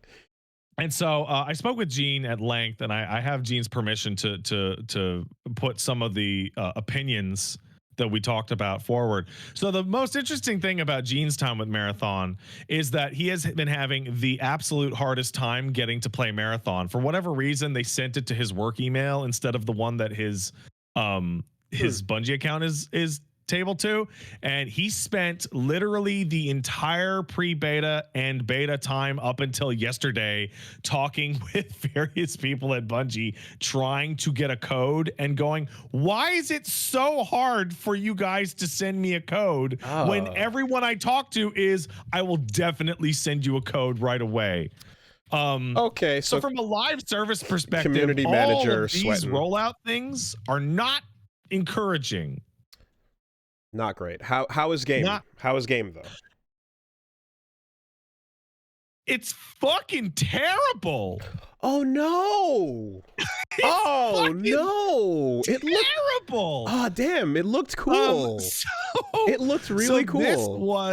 This was supposed to be an embargoed alpha. This was going to be, hey man, we don't want any video, we don't want any pictures.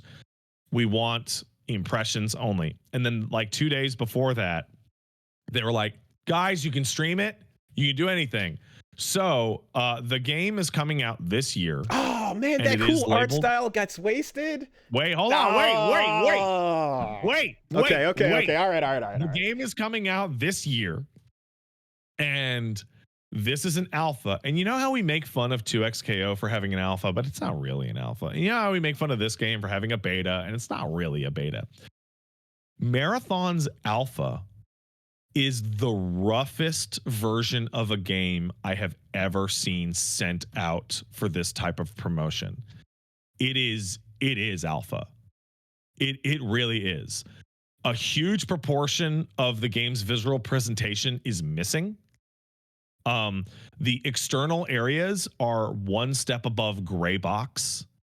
Like it's rough, and it is ugly, and it is alpha, and it is like, this is supposed to come out in 4 or 5 months, bro. That is dire. That is worrying, man. So after, sorry to interrupt you. Yeah, go for it. Yeah, feel free to cut in whenever. Well, after we talked about it last time and I saw the little like gameplay breakdown thing, I noticed, because you were asking me what did I watch specifically, and what I did see was the it was all just narration over gameplay mechanics, right?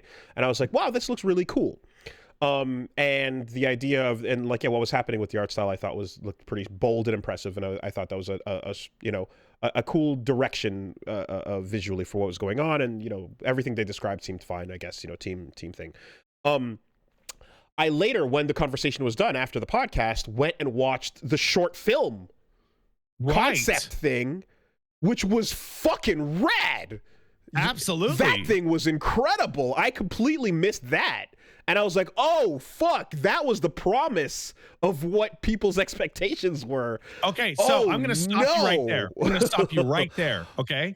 The gameplay stuff that they showed off, as of right now, the game doesn't look like that either. Okay, I'm going to just send you can turn your sound off, but I'm just going to send you like a random, like a YouTube video from some guy where just in the middle of gameplay where he's moving the camera around.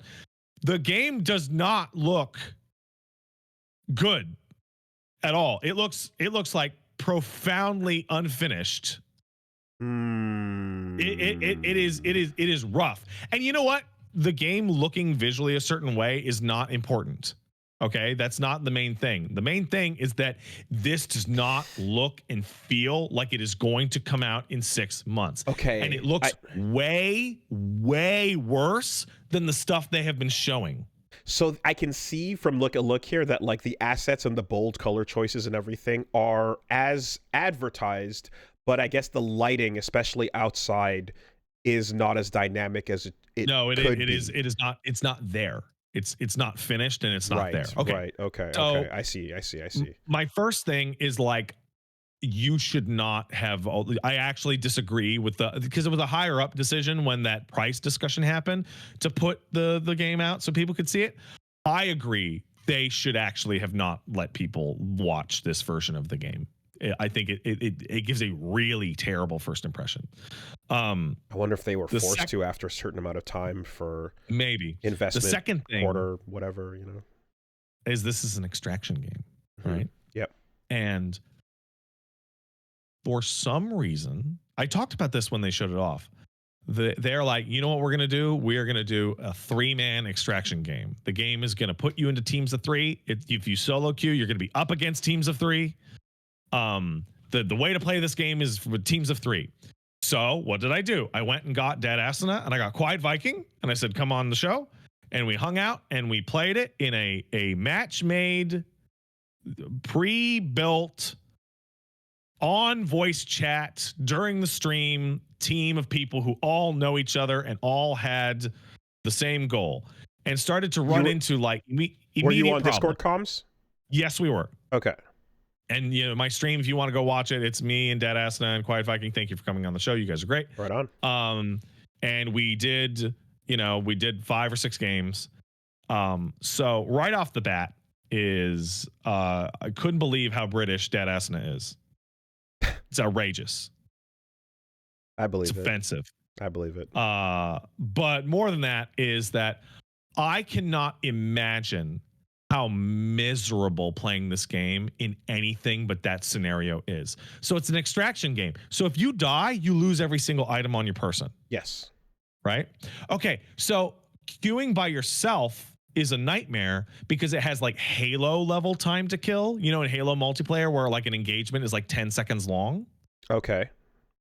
So if an engagement is like 5 to 10 seconds long, there's no chance to beat a team 1-on-3. In like Warzone and Call of Duty, where you can kill someone with like a single shot or like a burst from your gun, one very excellent player can beat a team of 3 if they get the drop on them, right? Shoot them in the back, shoot them in the back, shoot them in, you know, that kind of thing. The encounter time in Marathon is really long. In the footage on my stream, Asuna dumped an entire magazine into another player and they didn't die.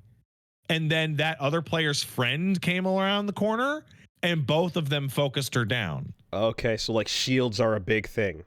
Yeah, so like 1 versus 2 is impossible. 2 versus 3 is impossible.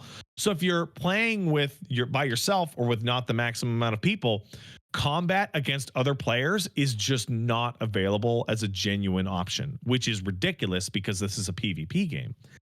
If you are going to play with randoms, right, you run into a different problem, which is if you have the Apex situation where they just ditch you or are actively harmful, you can either perform badly enough that you cause them to lose all their fancy gear, or if you came in with good stuff, they can cause you to lose your fancy gear. And you would think that's not that big of a deal, except the game's primary form of permanent progression is little contracts, but the contracts can't build up. You only have 1 contract to come into the match, and everybody's contracts are going to be different and point them to different parts of the map. So if you matchmake in, then everyone's going to have objectives to go to different parts of the map. And how are you supposed to get randoms to actually team up with you and go where you want? You can't.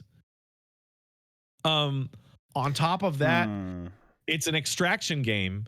And you remember when everybody wanted to be Destiny 2, like shooter MMOs? Oh, was that a phase? Yeah. That was a big phase. Okay. There were a bunch of games that came out like that, and none of them were Destiny.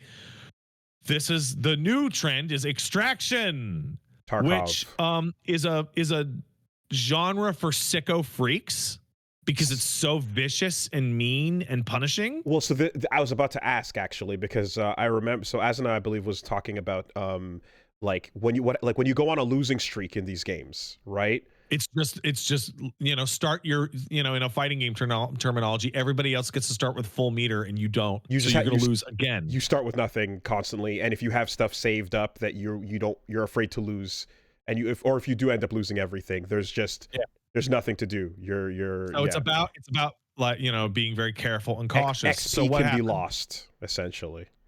So what happens? Okay, so here's what happens. We did a couple matches and we had some good gear. And you do a match, and the first most of the match is slowly crawling through an environment, scrounging through items and looking through boxes and being like, do I want this gun? Do I want that gun? Do I want that item? Apex. Do I want this health item? No, but slow, like crawling. Okay. Because what happens when you die in Apex? You hit rematch, right? And you just go to the next match. What happens when you die in Marathon? You lose every single item on your body and start back up with the default gear, which is shit. Teams got to come grab you though, right? No, if you die, if your team wipes, everyone's just wiped. If you wipe, no. I mean, if you individually go down, they can pick you back up.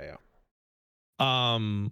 And so it's just slowly crawling through an environment and hopefully not encountering an enemy. And you know what happened? We found a team of 3, and we were a team of 3, and we got the drop on them, and we beat them, and we stole all their gear.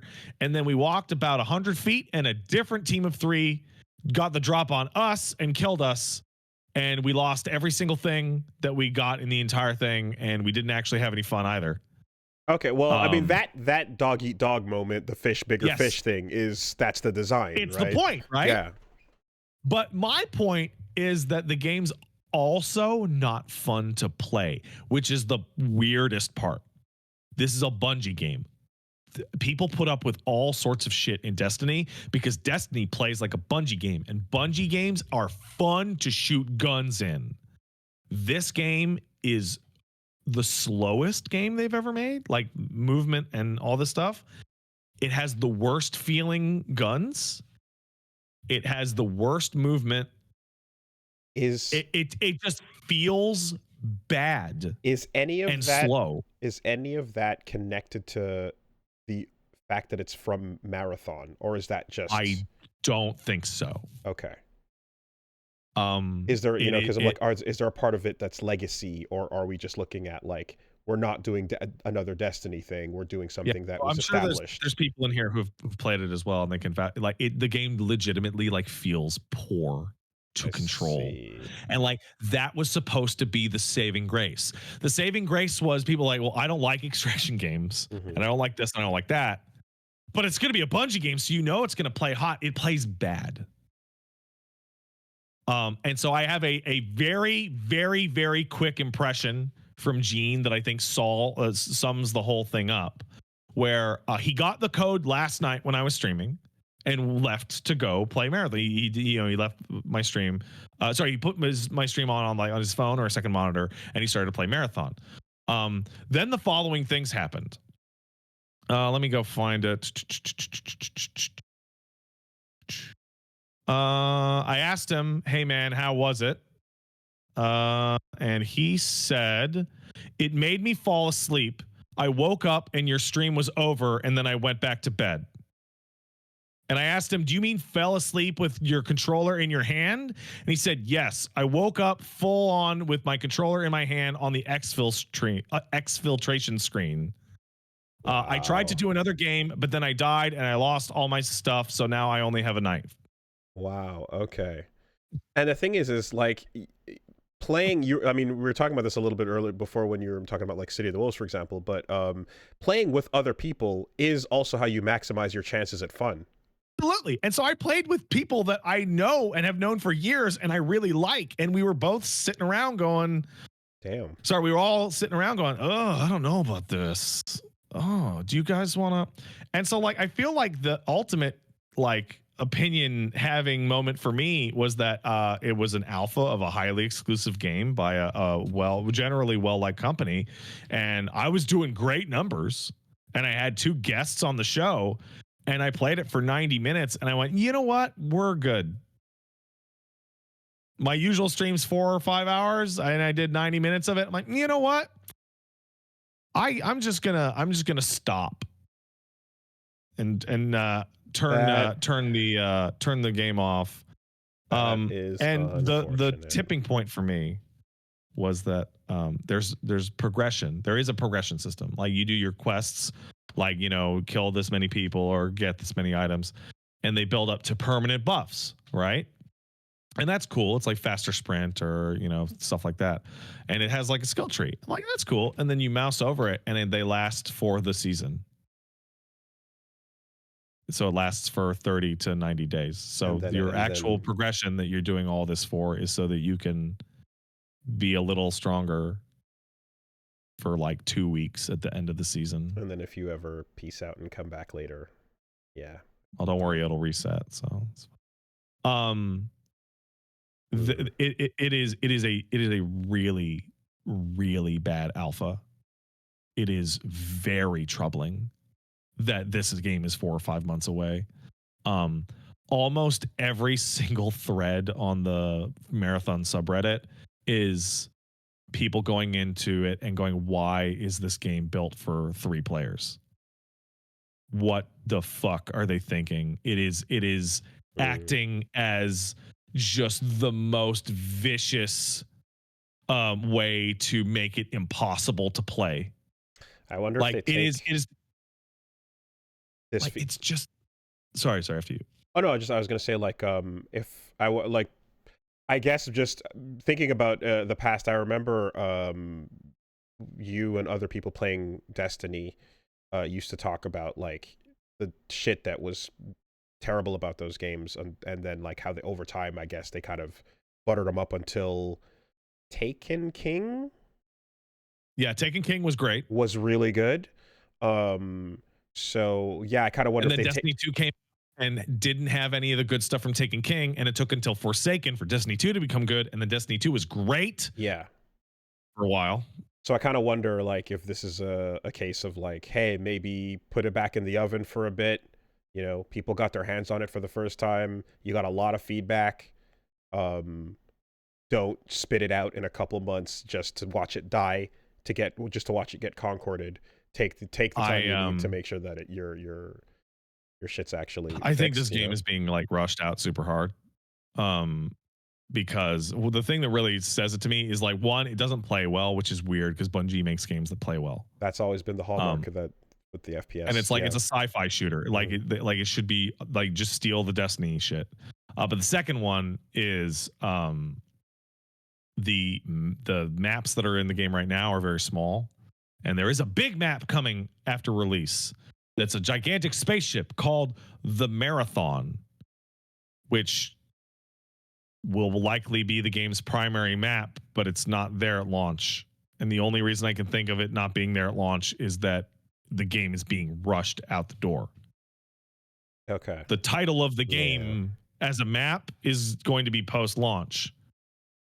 Yeah, I think my only experience playing an extraction thing has been Mashmac mode in Mecha Break.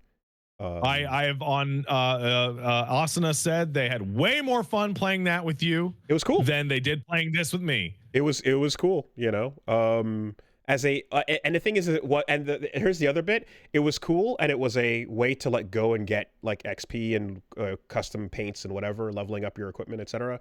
But it was a side mode to a team shooter main mode. You know, you could choose to play the game in a team of 6 v6, or you could go do this extraction mode. It wasn't the main thing, you know. I am like genuinely very surprised at how bad this alpha is. And obviously, hey, alpha, not final. But then it's like by the end of the year, and I'm like, no, that's it's rough. It feels like we are playing internal alpha playtest builds. So yeah, Bungie really used to be synonymous with like, really fun, shoot good FPS console game, you know. Yeah, Halo feels awesome. Destiny feels awesome. So like, if they don't have that, like, who is this for? Just out of curiosity, when Halo switched hands over to the other studios that are in control of it now, does like the latest They Halo kept it exactly the same. So right? And how do those things feel compared to like Destiny's like last?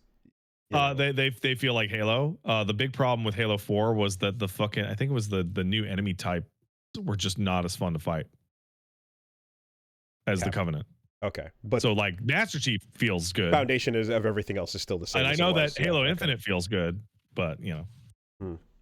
Okay, fair enough. Yeah, I mean, there's an element of like, when I first playing Apex, and I'm kind of like, damn it, why can't I run off the walls? Right. You have that moment, but you're going from S+ to like, yeah, right. This is still fine. So yeah, I need to be really clear. I'm not talking about general. I'm not talking about abilities. I'm talking about like firing an assault rifle in Marathon feels like shit. I'm talking about like the single most basic interaction you could have with a first person shooter. You're like, I see. Okay. What's going on? That's it for what I did this past week. This current week, I have a lot going on all of a sudden. It's one of those weeks where I didn't have a lot going on and then a bunch of shit happened. So now I have tons going on to the point where I have to look at my own picture of a schedule. Okay. Today's the podcast. You're listening to that. On Wednesday, I'm going to watch the Borderlands State of Play and go back to beat the backlog. On Thursday, it's Clair Obscur again. On Friday and Saturday, I'm going to be watching the Collegiate Esports Commission's Cup. Okay. Sponsored stream. And then on Saturday, shout out St. Cola. What's that? Shout out St. Cola. I believe so, yeah. And on later in the evening on Saturday, me and Paige are going to be trying to beat Split Fiction. So very excited for that. Okay. And that's over at twitch.tv/PatStaresAt. Bon, on prendre un petit déjeuner, puis on retourne avec ce balado. Okay.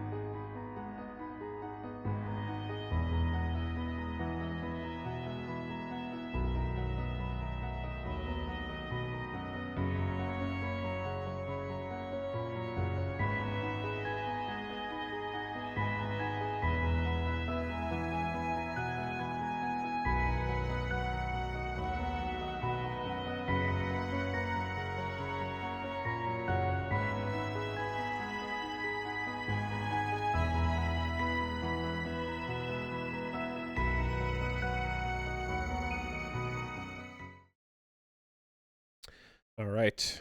Let's take a quick word from our sponsors. Sponsors. Do you love sponsors, Caboose? Of course you do. Yeah. This week, the podcast is sponsored by Shopify. That is your all-in-one commerce platform to help you grow your business, whatever level you're at. They're behind, millions of businesses across the world. 10% of e-commerce in the US in particular using Shopify. If you're at the small level, you want to figure out how to get your shop up and running. If you want to figure out how to integrate your shop into your social media and how to get things shipped to people, track your metrics, figure out how you're shipping things, where and how and why. Shopify is the simple way to do it. I am a big fan of the Shop app that tracks all the different compatible carts that I use and order things from, all in the same place. And from your first sale to your millionth, they are they're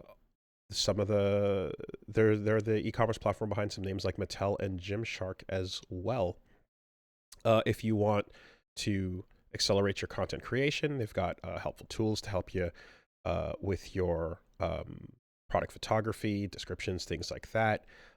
They've got award-winning customer support and helping you track, again, all of your data, all the metrics, everything you need to know for figuring out like what to roll out with next and how to get it sent internationally.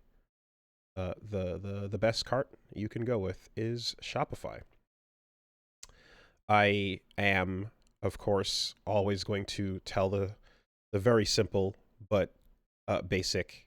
We don't know how to sell t-shirts or figure out basic merch, and this is a simple I barely way. know how to dress myself. That's hard. And this was a very simple thing to use and then integrate into, your whether you want to plug it into your YouTube channel or whatever you post on, etc. It is ready to go and very simple to use. So turn your big business into success with Shopify on your side. Sign up for your $1 per month trial and start selling today at shopify.com/superbeast. That's shopify.com/superbeast. One more time, shopify.com/superbeast. And you can sign up for your $1 per month trial period. Thank you, Shopify. Thanks, Shopify. This week, Castle Super Beast is sponsored by Aura Frames, and Mother's Day is coming up.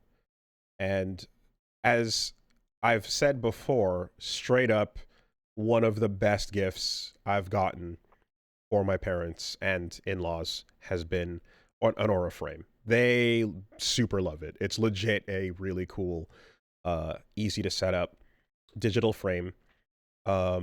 You can have it hooked up to like they're wherever they're installing it. You can have it set up so that there's a welcome message as soon as they plug it in. And once it's connected to the Wi-Fi, you can on your own phone upload photos from your own gallery or wherever to share on their frame at home. You can even if you don't have an app, you can have an email that each frame is associated with, and like if you send a photo to that email, it'll automatically add it to the rotation of the Aura frame as well. So it's a really cool, useful thing to have, and that's why it's been awarded Best Digital Photo Frame by Wirecutter. And I can say as well, not just as a gift, but like having set one up in the house, it's legit. I love it. I really like having that just kind of like play through some photos, and it's got like a cycle of things going on. And every once in a while, I see like an old picture of me and Punch Mom or something, and just go double tap the top, and you can give it a little heart, and she'll get a notification about that, and it'll pop up, and stuff. So it's a nice, cool thing to have around the place as well. It's not just, even though it's perfect for the old that don't know how to use tech in your life, the struggling boomer will love the Aura frame, but so will you. So the inner struggling boomer in me enjoys it as well. And I believe I made old lady noises going, "Oh, would you look at Oh. that?" So, no, it's super dope. Yeah, you can, in particular, they've got a great deal for Mother's Day. For a limited time, listeners can save on the perfect gift by visiting auraframes.com to get $35 off plus free shipping on their best-selling Carver mat frame. That's auraframes.com, promo code SuperBeast, promo code SuperBeast. Support the show by mentioning us at checkout. Terms and conditions apply. And yeah, again, like I feel like the little quality of life features on it, where as it gets darker, it kind of dims when no one's around. When the lights are off in the room, it turns itself off automatically. You know, the ability to kind of scroll through and like it'll match, things together, and you can prioritize or have like lists set up and things like that. You can, for Mother's Day or for something like that is coming up, you can like use the app to be like send a little quick thing or update the photo, or kind of control that remotely. It's just a nice way to stay in touch, especially if she wants to see like what's going on in your life and stuff like that. So yeah, it's a super cool gift. Check out Aura Frames.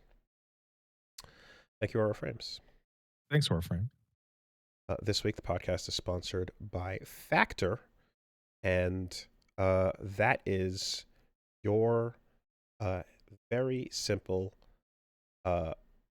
weekly delicious gourmet meals that you can have shipped straight to your door.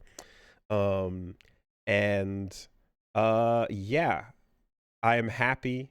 Got a couple of those, got some flavors and tried out a few different ones. I'm a big fan of the protein options in general, so chicken breast with a bit of spinach on the side is my jam. And you basically pop them in the microwave for 3 minutes and they're good to go. So you got options from Calorie Smart, Protein Plus, Keto, and more. And yeah, if you're trying to get good tasting but also healthy to eat food, Factor is the way to do that. Satisfying breakfasts, on-the-go lunches, premium dinners, snacks, desserts.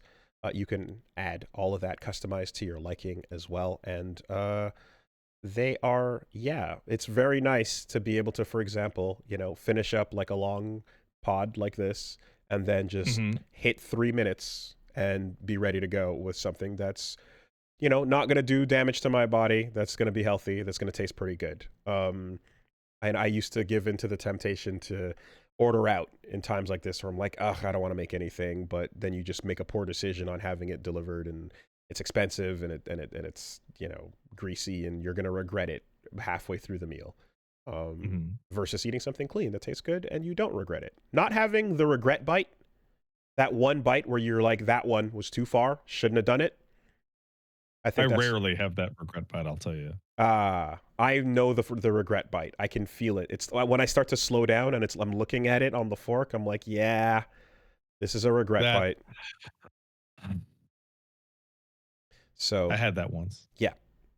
You're not going to get those with your 45 weekly menu options to pick from. So get started at factormeals.com/castle50off and use code castle50off. You get 50% off plus free shipping on your first box. That's castle50off at factormeals.com/castle50off. And you'll get 50% off plus free shipping. Thank you, Factor. Thanks, Factor. And this week, the podcast is sponsored by boot.dev. And this is a great site. Boot.dev is the best way, the funnest way to learn programming. If you are trying to figure out career options, if you want to learn how to program and you want to learn languages like Python, Go, JavaScript, Git course, Linux courses, memory management in C, SQL databases, Docker, Kubernetes, there's a lot of ways you can go about that, but a lot of them are dry, long-winded, and hard to retain. But boot.dev is a gamified experience where you basically are going through an RPG in website form as you learn coding examples. Excuse me. You earn XP, you beat levels, you earn achievements, you complete quests. There's a leaderboard that tracks your progress, and you even fight the seasonal raid boss as the plot of the entire boot.dev story advances each season as well. Did I get that pronunciation wrong? I don't know. It's hard, man. There's all this nerd stuff. I don't know how to properly pronounce. Let me look it up. I'm a cool jock. I don't know any of these things. K8S. Okay, how do you say it with your mouth though? It's spelled Kubernetes. What would you think? I don't know. Anyways, yeah, if you want to learn it, boot.dev. That's the way you do it. You've got a Kubernetes. Ah, gotcha. That's tough. If you want to, yeah, if you want to jump in there, according to Stack Overflow, the median salary for backend developers in the U.S. in 2023 was over $100K. So that's a pretty cool way to, find yourself a job, get started. And I also think that learning how to program has the sick benefit of being able to make your own games. If you have any part of you that is like me and wanted to, design your own or make something, make a homey game with some friends. If you want to be the one-man army like Pixel or so, you got to learn how to program. And learning how to do so in a fun way is the best way to retain that information. Of course, if you want to make sure, if you're a student and you want to feel like you're getting your money's worth, you can try out a free demo of every course on the site. It'll be really? Yep, a free demo of the interactive experience for every single course is there, and that's awesome. A 30-day no questions asked refund policy as well. So, yeah, that's a very generous and awesome way to just encourage you to go in, check it out, see if you're enjoying what's happening. And if you ever get stuck, they've got a Discord community with lots of people, real human beings in there to help you. Yeah, learning how to code, it's not a get rich quick scheme, of course. The curriculum takes time, and it properly goes into depth to show you the theory and practice on everything that you are learning. So if you want the ability to work from home, and you want the ability to, work on your own projects, or, get a pretty good paying job, check out boot.dev and unlock the pages of your spell book, which is a cheat sheet which can help you as you review through the different coding lessons. So where were the details? Excuse me, I just scrolled past and got a little bit confused. Here we are. Yeah, so you want to head on over to boot.dev / promo equals Castle Super Beast. And if you use the code Castle Super Beast, you'll get 25% off your first payment for boot.dev. So check them out. Thank you, boot.dev. Thanks, boot.dev.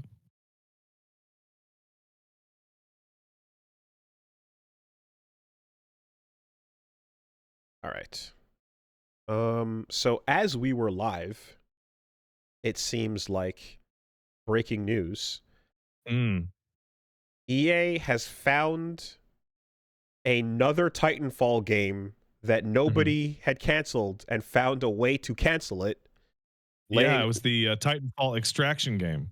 Laying off several hundred employees in the process. So here we thought that they had already killed all of it, but there was a secret extra Titanfall unfired, uncanceled game that could have been canceled for more cancellation of Titanfall. So, yep, there goes that. Whoopsie doodle. What little hope you might have had is now gone.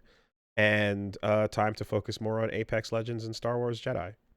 Listen, I would really like to apologize, because I think what happened here is someone at EA with purse decision power saw me playing the marathon alpha and went, oh God, we got to get out of this fucking shit, and canceled the game when they came in Monday morning. So realistically, there's a larger team adjustment, quote unquote, which was reported at EA, where 400 or so people got fired, and 100 of those were Respawn employees in particular, leading to the cancellation of an unannounced Titanfall game, codenamed R7, apparently an extraction shooter project that was being worked on. So man, extraction shooters are getting killed before they even come out. That's crazy. Does this make 3 Titanfall cancellations? There's 3 There are more canceled Titanfall games than existing ones. That's crazy. Why'd they even make Titanfall if they didn't want to make Titanfall, though? It was so good, and that's the curse. It was too pure for this world, and you know, and it was right on that time frame where, like, well, you know, again, I think the decision with Apex was where the fracture began, right? It was like, we're leaning heavily into the genre of the moment, and you know, they successfully made a thing that like it certainly worked. But if there's any part of you that has an attachment to the thing that came before, or wants to just run on a wall and jump into a robot, go fuck yourself. Oh man. The weird part too is, in a lot of this stuff, is like, of all these different projects, you know, you kind of look at like how, as much as we love the multiplayer and everything in Titanfall 2, like, that single player is a tight, short, awesome experience that I think it's fantastic. A lot of people would have enjoyed, you know, like, if they were to just make things like that, you know, but I guess the Respawn is always perpetually on the chopping block, and I feel like EA wants them to kind of be the Apex Star Wars company. And that pesky little cool thing that they made, you know, just it keeps popping back up like Tom and Jerry, you know, so you just gotta, is that a BT sticking its head out of a rat hole over there? How many more employees can we fire? Let's hire a bunch of people to put them. How many do we got? How many got? Okay, whatever that number is, shave a little bit off there. Where's my bonus? Yeah, well, or the announcement is actually, you tell everyone that, like, hey, you're working on a Titanfall project, and then they immediately know that they've been laid off. That fucking sucks. Time to start looking for work.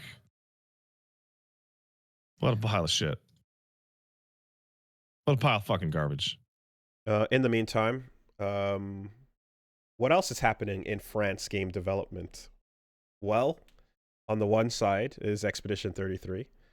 On the other side, Ubisoft is facing a $100 million fine as hidden data harvesting accusations are discovered by privacy experts. It turns out that Far Cry Primal and Assassin's Creed Shadows, which require internet connections despite being offline experiences, are also siphoning players' gaming habits, and doing so without permission. One with Far Cry Primal in particular noticed that the game was constantly pinging external servers of Amazon and Google 150 times in just 10 minutes. And the wildest part about this is, I'm like, don't most games always just make you agree to a EULA that basically gives away everything at this point anyway? And despite that being the way things are now, where you more or less click, yes, I accept all of that, they're still finding a way to do shit without your permission. Without, you know, it's baffling. Anyway, you know, it's barely a bit, but either there's legal action coming against them for doing so. And obviously, fuck any time an offline game forces you to be online for no reason.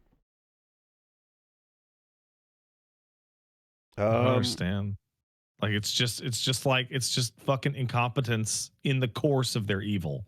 They could have been competently evil and it would have been fine. The trend has been to be competently evil about things. And then you just, so Like, it's not like Ursula ran up on you and just took your voice. Like, what? No contract? Are you fucking serious? Like, come on. Hope my boyfriend hits you with a ship, you dumb octopus bitch. Little Mermaid. No, I know that would. Yes, that's not what I was thinking of. And Scene. I was trying to remember Divine, where it's like, you want to talk about stealing a voice? How about Ursula stealing Divine? Where it's like, basically, like, that is the character. You know, that's the real person. But anyway, yeah, no, the whole thing with that. So anyway, speaking of competence, I suppose, and me not understanding things, did you see this Punishing Gray Raven cross Devil May Cry promotion that has been announced? People sent it to me en masse. Yes. Which I responded with, I don't play gacha games, man. I can't. That may be an untruth. There is video evidence.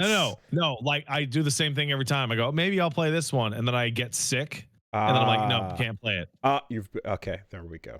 The illness has occurred. I'm currently on the wagon. Okay. Well, I got sent it a bunch too, and then I was like, okay, what's going on? And then I saw like, someone must have been wrong or lying, because they were like, now is the time, because it's when it goes away, it's gone forever. And I was like, oh, okay. So I downloaded and installed Punishing Gray Raven, and then I booted it up. Yeah. And I was looking at it on my phone, and then I went, actually, let me do this on my computer.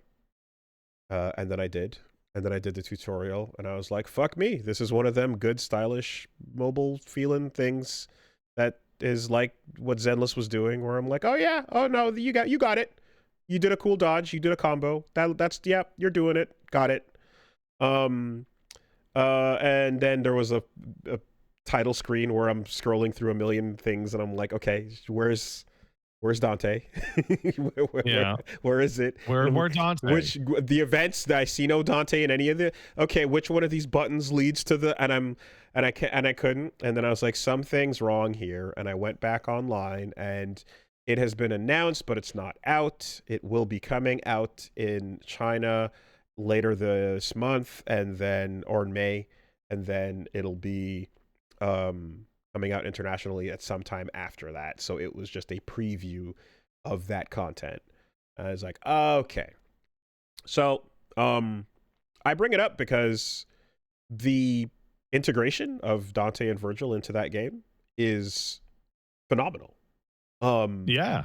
The art. I noticed that it's specifically built around Sun High Legend gifs. Yeah. So the Vergil Sun High Legend gif of the combo was recreated in the game in Punishing Gray Raven. And I'm like, that's a flex. That's a pretty impressive flex to show off everything down to the taunt juggle, you know, when S ranking as Vergil. I'm like, that's cool. And then they show a really slow, detailed render of like the in-game characters in the, you know, like cel-shaded anime art style. And it's insane how faithful they were about it. Like, they basically went, we're going to have the characters look shaded the way everything else does, but the models are going to look as if they were lifted from DMC5, but they're not. Very, very impressive. I would say the best integration I've seen of Dante and Vergil as guests in anything. And other details of their combat styles are like, they just look fully accurate. There seems to be a Vergil boss fight that looks like as it should, like a DMC5 level boss fight. And there's even a style meter that kicks in for that. So you can see basically an insane attention to detail put into this, where you're like, oh, they're fans of the thing. And I mean, it makes sense given that, like, you know, this is one of the action games that's coming post, you know, they like a lot of action games that are coming post Devil May Cry that are inspired by it are going to have reference for that. So looking at the loving amount of detail put into this, or so. It reminds me of how Shovel Knight was integrated into Rivals of Aether, where you're like, you really cared about that and wanted it to be just right. I would say that, like, not that they have to, because I'm sure these gacha games are fucking making bank and can live in their own world, but Kuro games, I look at this and go, there is no reason why Capcom should not have or ask them to work on a Devil May Cry mobile thing if they wanted to, instead of Pinnacle of Combat, right? There's a direct previous Devil May Cry live service mobile thing that just shut itself down, and everyone applauded. And then you have this, which is an incredible integration of these two characters, extremely faithfully, exhaustively so. And it's like, oh yeah, they could 100% do it if they wanted to. Yeah, but when they're guest characters in Punishing Gray Raven, they only need to make fucking Dante and Vergil. They don't have to do the nonsense that Peak of Combat did, which was like Dante with a shotgun. Split every style and weapon into a different character. Yeah, into its own character. Yeah. Or give Nevin a really weird human skin recolor. Mm-hmm. Don't do that. I think the weirdest thing is that when you play Punishing Gray Raven, and like hop in, like, oh man, it's like you also still have to play like the beginning of Punishing Gray Raven, which is like 35 years old. Yeah. So that's what I was doing, right? I was like, I'm gonna have to do the tutorial to get to the thing, and I'm like, all right, let's see it. Did the dialogue, kind of had that Nikke sort of intro where I'm like, oh, the robot girl is talking to the human commander and is, you know, gonna destroy herself to do the limiter release. Okay, cool. Get to the fight, and then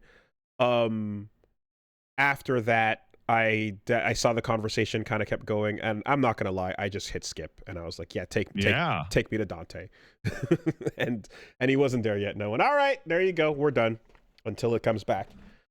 But boy, I will always feel like, especially booting one of these games up on a desktop PC, which is not, of course, the intended platform. No, what are you doing? That front end like gacha, like button HUD thing is, I know I'm old, it's been a thing for a while, but I will never enjoy it. I will hate it, and I will hate it as it becomes normal in other genres too.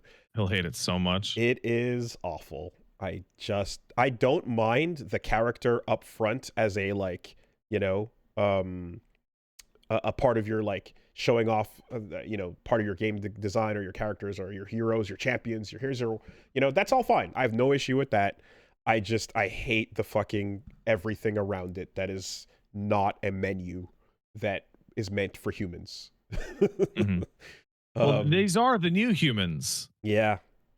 I used to hear, like, I remember when it was like there's fucking GDC talks and like and SIGGRAPH speeches about like UX and game user interface and you know, design and the whole thing that goes into like coming up with a very like relatable and understandable way to present information to people, and it just, you throw all that out to show the latest events and make sure that you can see the dick jiggle on the new hot boy for this summer season.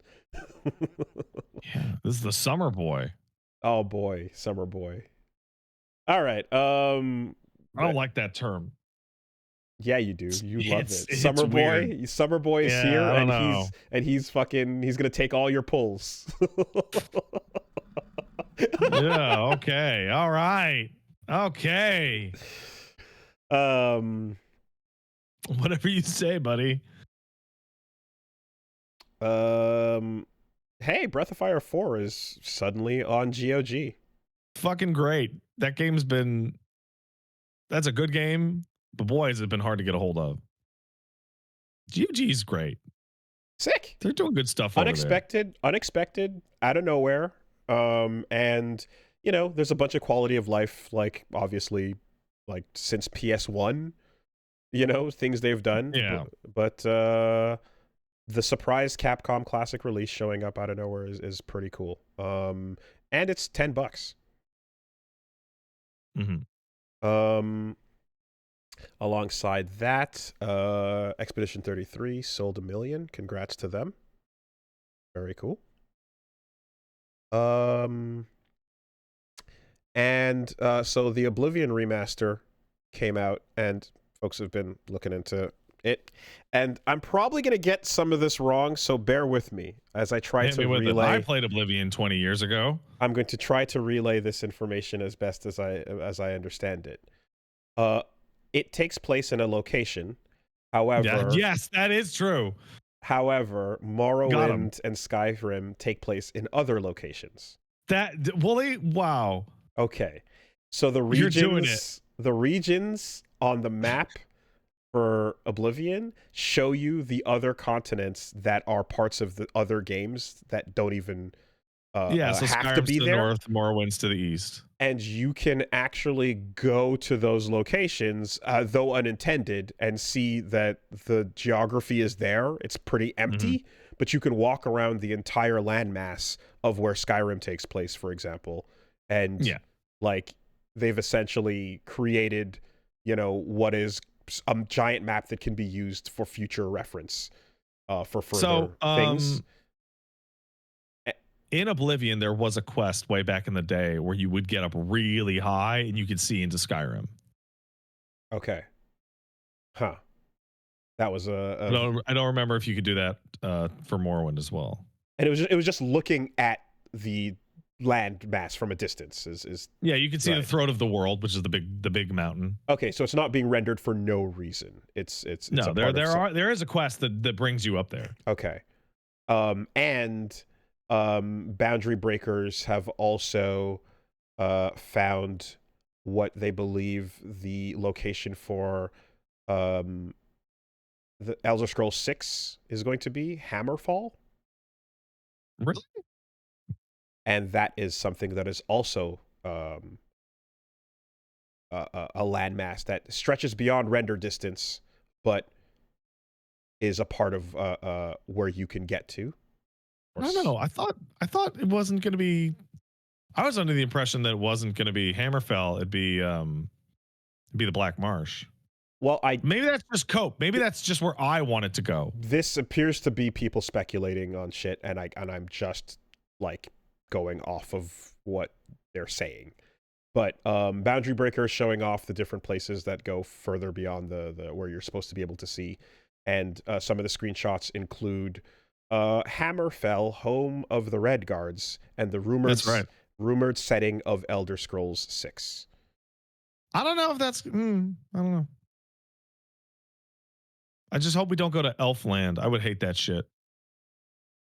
I fucking hate the elves in the fucking Elder Scrolls setting. They're fucking awful. Apparently, the reason why people believe that is because there were some tweets that included an image, detailed map of Skyrim, telling people to transcribe the past and the map of the future, and the candles point towards a location, and people have kind of, I guess, ARG'd it. Bro, I'm gonna tell you this. No matter what new region they throw the new Elder Scrolls game at, people are gonna be mad as fuck, and it really depends on what people you want to be mad. Because Skyrim, Morrowind was like the dark elf capital, so a lot of fucking drow looking freaks. And then Oblivion and Skyrim are basically like Roman whites and fucking Nordic whites. And so the remaining options are the horrible goddamn elves. The Hammerfell is like Arabian, like African, or the fucking Black Marsh, which is all lizard people. Okay. So like, I just kind of wonder if this is a like, hey, look at us rendering out all of these demons from our demon catalog. I sure don't expect you're going to see these new versions of everything popping up for the next 10 years, Are you looking at a thing for this remaster that is like, oh yeah, and we just built out our plans for the future as well? No, I don't think that at all. No? Okay. I don't think that at all. And I think the reason that I don't think that is that I think that Elder Scrolls 6 is so fucking far away that they haven't even fucking picked where they're gonna put the goddamn thing. I see. My child will be in high school before Elder Scrolls 6 comes out. Does the part where they're talking about the Skyrim landmass have anything? Not really. Or no? That doesn't shock me. I remember there being a quest for the Thieves Guild where you go way up north. Gotcha. Okay. So we have Kingdom Come Deliverance now. We don't need Elder Scrolls anymore. We have peasant simulators.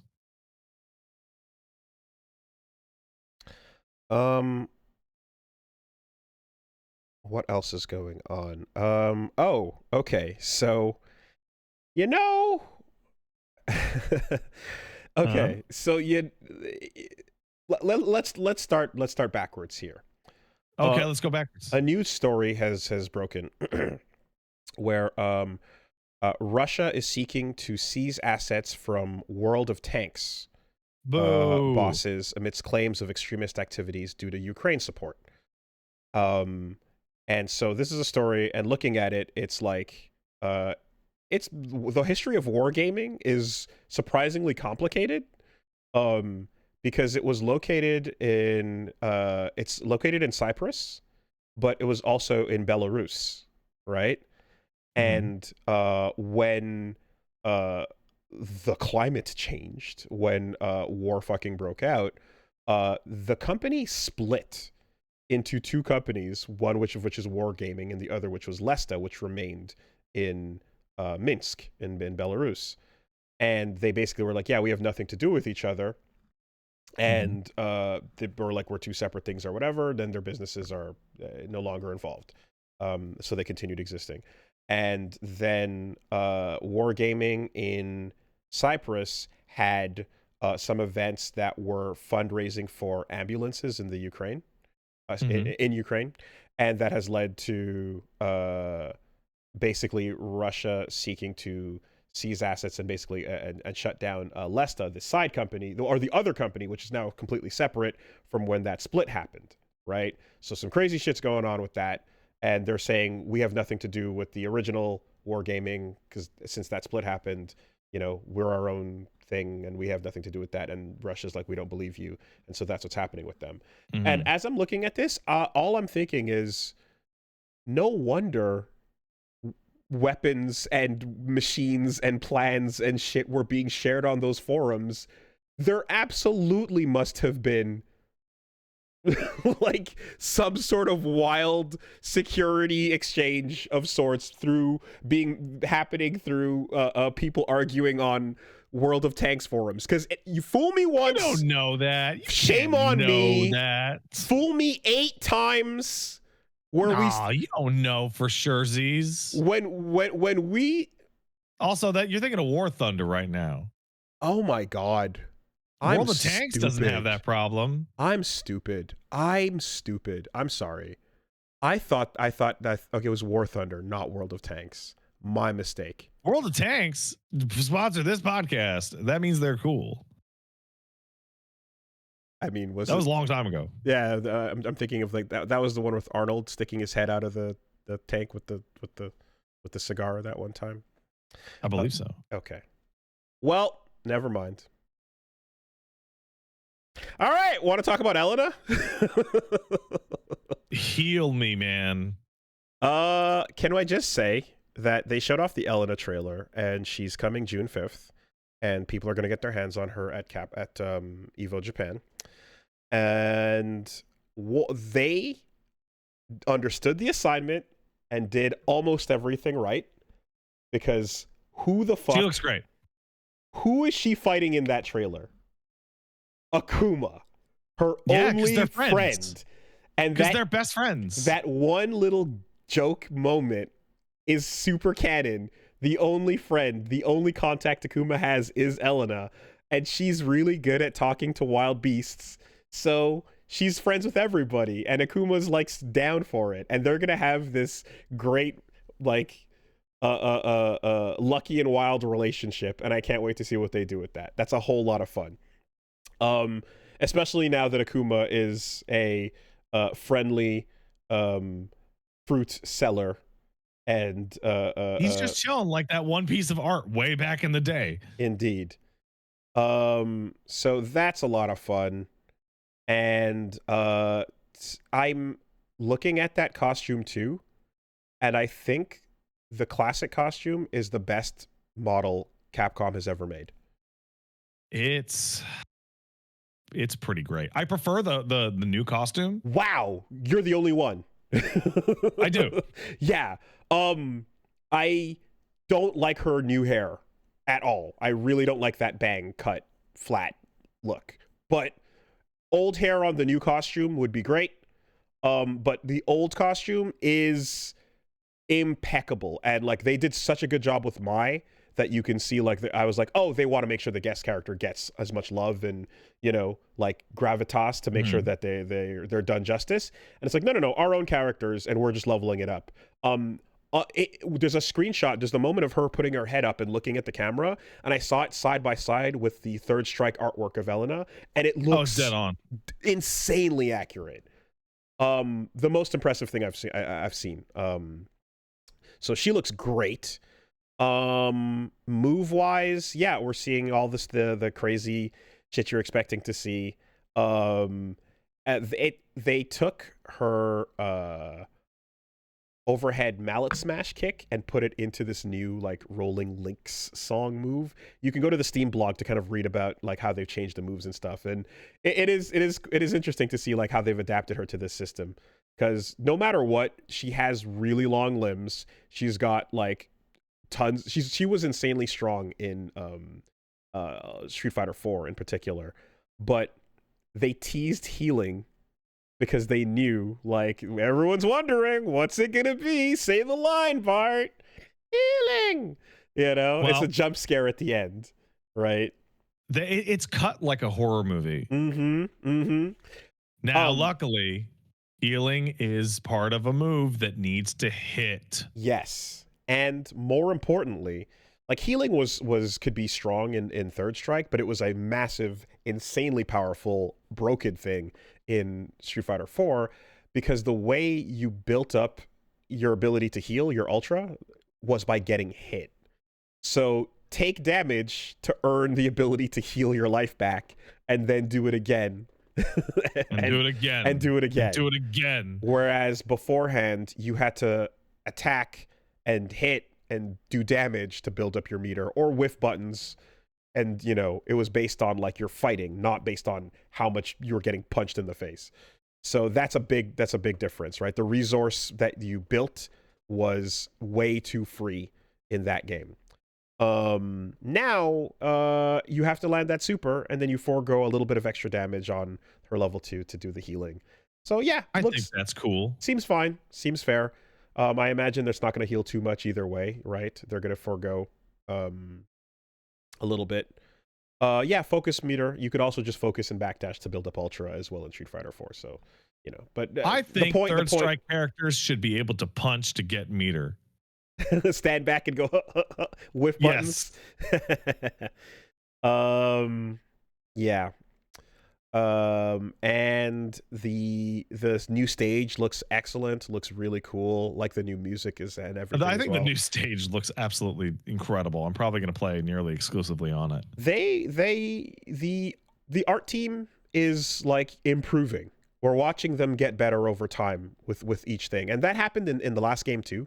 You know, the characters towards season 3 and then ending off in Gil and stuff were all way more impressive than the first seasons were. So it looks That's great. Always so weird, because when you see it happen, it can't happen too much.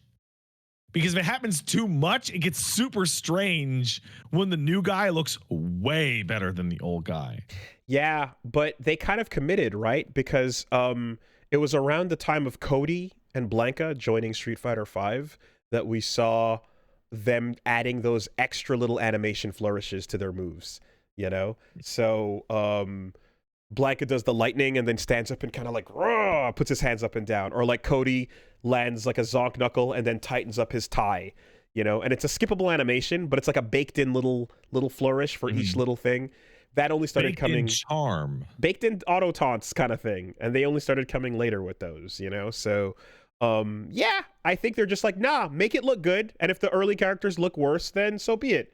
But I don't think the early characters look bad. They look great.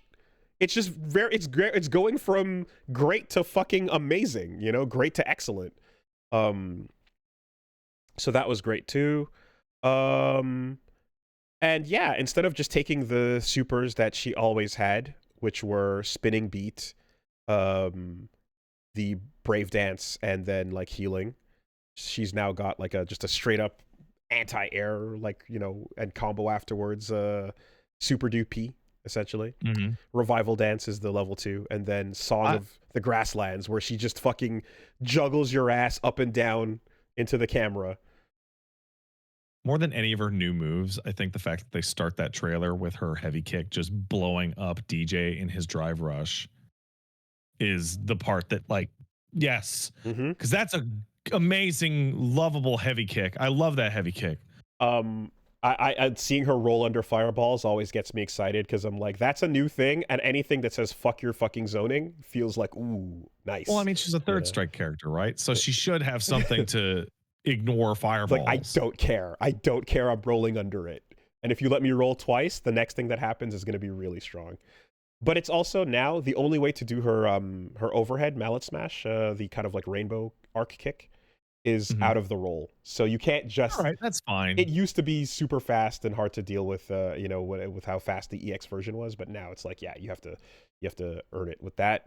I saw her level 3 juggling you off the ground being compared to Fist of the North Star when you start reverse bouncing people. Oh man, I don't know about that. Seems... No, it really was though, because so for anyone who hasn't seen it, there's the Fist of the North Star Arxis fighting game, and it was programmed in such a way where every time the longer your combo lasted, the heavier characters would get, until they tried to slam themselves into the ground faster and faster, so you couldn't keep comboing them. But they fucked up the coding, and they made it so that the variable that made you heavy could go into the negatives. And what that means is you eventually hit the ground and bounce back up into the air to get comboed for longer. So you would start basketball dunking over and over and over. Game is so awesome. It's so cool. It's the craziest shit you've ever seen, all based on a bug, and it makes watching that game at high level insane and fun. So it looks like she's kind of doing that to you, you know? I love that her win quote has the element of her doing acrobatics and nearly falling over, just like her old taunt version. Yeah. But then she balances and she sees a flower. So no, that looks great. I think one of the problems is people were waiting a bit too long for her. They were wondering what was going on. So, well, she had to be there for the Nintendo Switch too. Clearly, it took a minute. Some characters are and you know, they're not evenly spaced out each time a new character comes out with 6. But I really like what they're doing with her. I just don't dig that haircut. That's it. I don't understand why they didn't show off costumes 3 and 4 that are going to come out alongside her. Why did they not do that? Pat, you seem to be confused because what you're not seeing is the panic as they canceled all the World Tour costumes to quickly try and convert all the assets over into costumes for Fighting Ground, for the real versus mode, you know.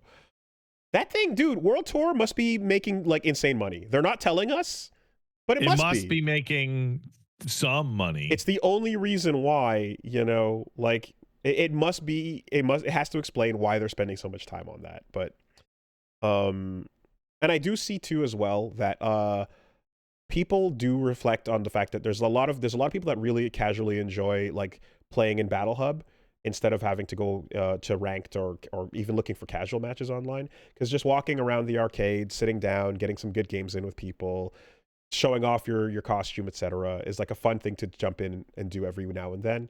And that you can feel when that is like a part that other games are not really able to hit on. Like, I mean, City of the Wolves, for example, its story mode is fucking whatever. There's nothing going on with that, you know, EOST mode. And yeah, like there's a level of like the battle hub does scratch that itch for someone that's like, I want to jump back in, but I don't just want to find a random casual. You know, I kind of want to that little walk around the arcade experience is worth something. So they were smart to design it that way and to have World Tour be as in depth as it was. You know, it says a lot that the only major complaint I have about Street Fighter 6 is that there aren't enough of costumes for me to buy. There you go. As complaints go, that's okay. Yeah, I completely like it. It is a moment that I was talking to Reggie about it this weekend, but I was like, oh, take note of when you're in the good times with at least with a game, right? Yeah. Don't forget what the Dark Ages are like, and don't take for granted that, you know, no guest characters that make you feel horrible have shown up as well, and that the game is just pretty fun and solid right now, you know? Peace is easy to take for granted until you have whatever the fuck else is going on with these fighting games. But yeah, you know what? Peace is easy to take for granted until Tekken 8 Season 2 comes out. Yeah, until your top players are like, I'm gonna go do parkour until this gets better. You know. There you go. So what happens when the timer runs out, Pat? I don't know. Okay. Hasn't run out yet. Okay. That is malicious. That is it feels bad. No. Why? It feels threatening. It's just a visual aid. I know. It's just a nice little visual aid. Because we might have overdone it last week. So slightly more structure might be helpful. I don't want to get for our eyes. I don't want to get into it. But all right. What else is going on? Oh, and by the way, if you do feel it's malicious, I would like to point out that once again, yes, this was Paige's idea, and I fully support it. Okay. All right. Maybe that's where you're getting like the evil from. I wish I fucking thought of it. Okay. Well, and I got this one for emergencies. Oh, what's that? That is 1/3 the time of the other one. Did you go out and buy those? Yes.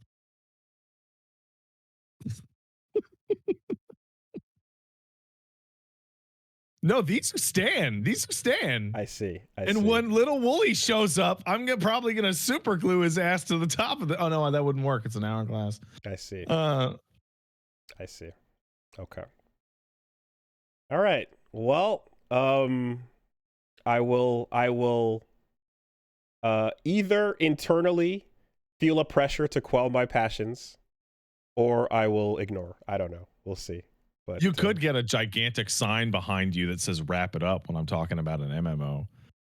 I could, but I don't. Just click the button. I don't want to. I mean, I think, you know, people have feelings sometimes.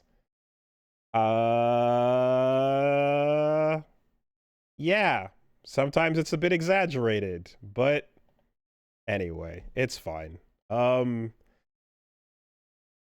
I think. Oh, to the audio listeners, I'm holding up a 30-minute, 15-minute hourglass. Yeah, with the sands down. Yeah, that's why I was taking a moment to like elaborate a little bit more on that, because just in case people were just listening and not watching. Yeah, Casey had fun. I think she enjoyed herself. I think. Oh, dude, I'm busting your balls. No, I know. I mean, the people that freaked the fuck out were kind of they freaked the fuck out. They were overdoing it, and I'm like, oh yeah, we can relax. We talked to Casey about it, and she was like, I don't give a shit. I think we can relax. It's not that big a deal. But if whatever, I can't, if I can't tell people how to feel. The only other thing I was going to bring up was What? You totally can. Can what? You can tell people how to feel. Just do it. If you're like, I hate this, it feels, and I hate when they talk about this shit, and it felt uncomfortable, and I was cringing, and I had to turn it off or whatever. All right, then I guess you turn it off. There's nothing I can do about that. No, don't turn Just stay and search for your emotions, and definitely stay for the sponsor. Yeah. I think people overreacted, and I'm just leaving it. Are you telling me that somebody on the internet overreacted? I think that what you just said is stupid, and it makes me really upset. Couldn't be me. Alrighty.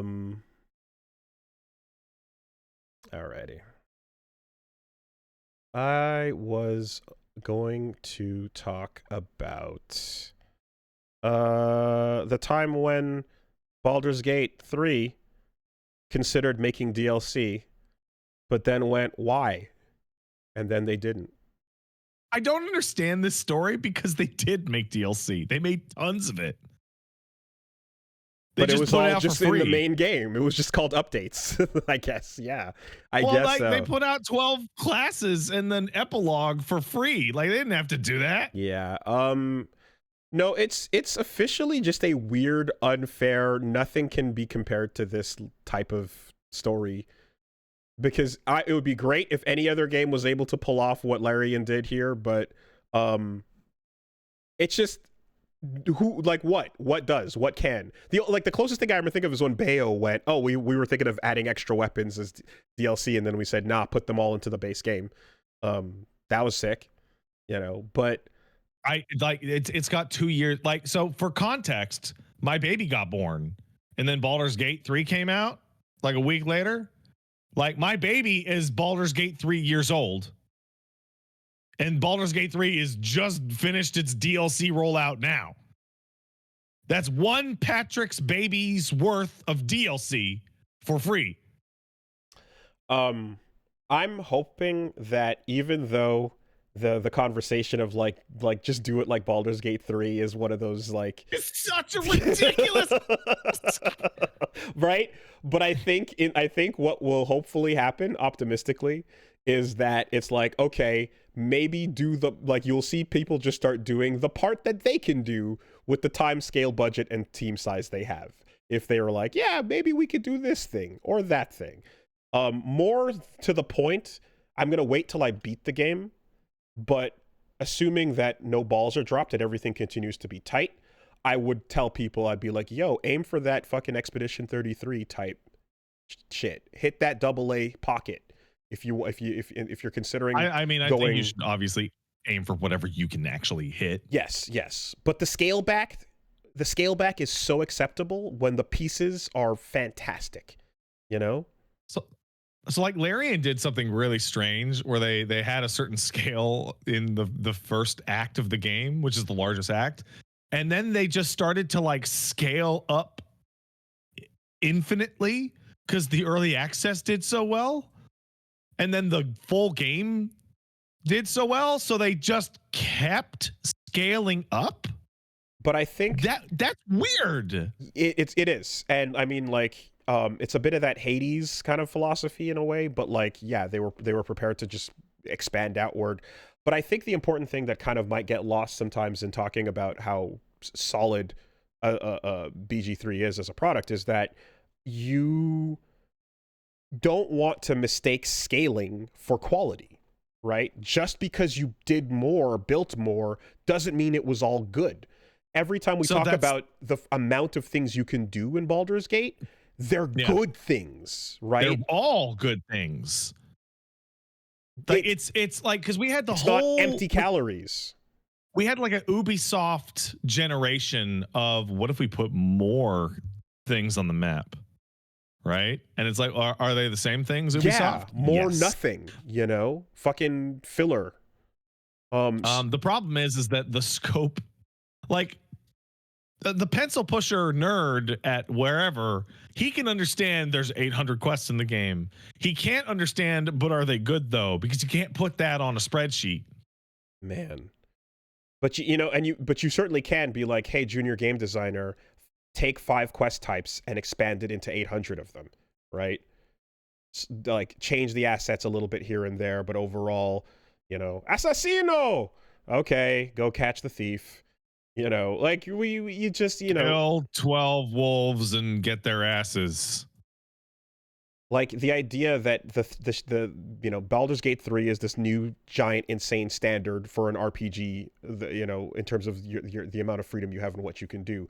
But it's not just big for the sake of being big. It's fucking good in what it is. That's what matters, man. So just that's what the conversation should be every time it gets compared to, I remember there was like an article a while back when Baldur's Gate 3 came out that was like, hey, don't look at this as the new standard. Please, this is like a once in a lifetime fucking game made by the most talented people with infinite time and infinite budget and infinite talent. You can't expect this. And everyone was like, that's so fucking cope. That's such pussy shit. No, you know what? Maybe those people had something there. Cause I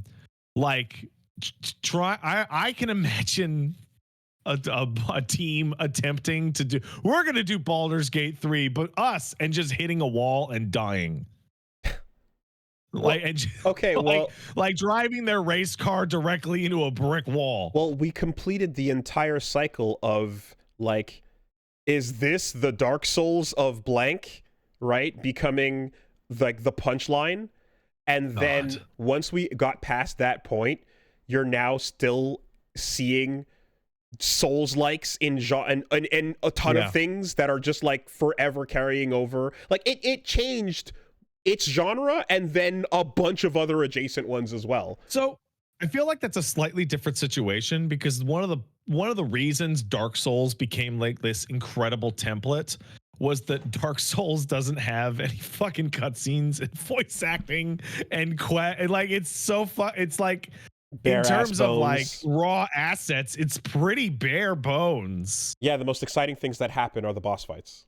Right? And it took to Elden Ring till we got like big money Souls game, right? Mm-hmm. Whereas like Baldur's Gate 3 is just taking old like CRPG stuff from like the 90s and being like, well, what if we just brought every single part of this up to modern standard? Oh, that would be expensive and hard to do as hell, wouldn't it? Mm-hmm. And it was. Yeah, no, the Baldur's Gate version of this is also like a ridiculous amount of asset work, by comparison as well.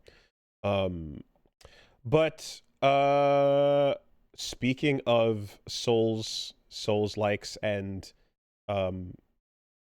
where that expands to, so I saw a trailer for WUCHANG Fallen Feathers, which is WUCHANG, which is a new wuxia, kind of action game, which is kind of this is kind of becoming more and more of a thing.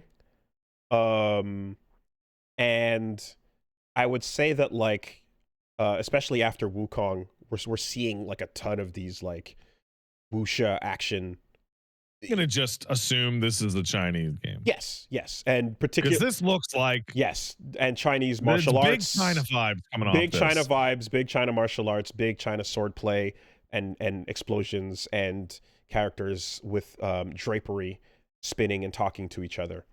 There's like a really specific like series of hit sparks that come off Chinese games that's so like specific. So I bring it up because I wanted to talk about exactly this, right?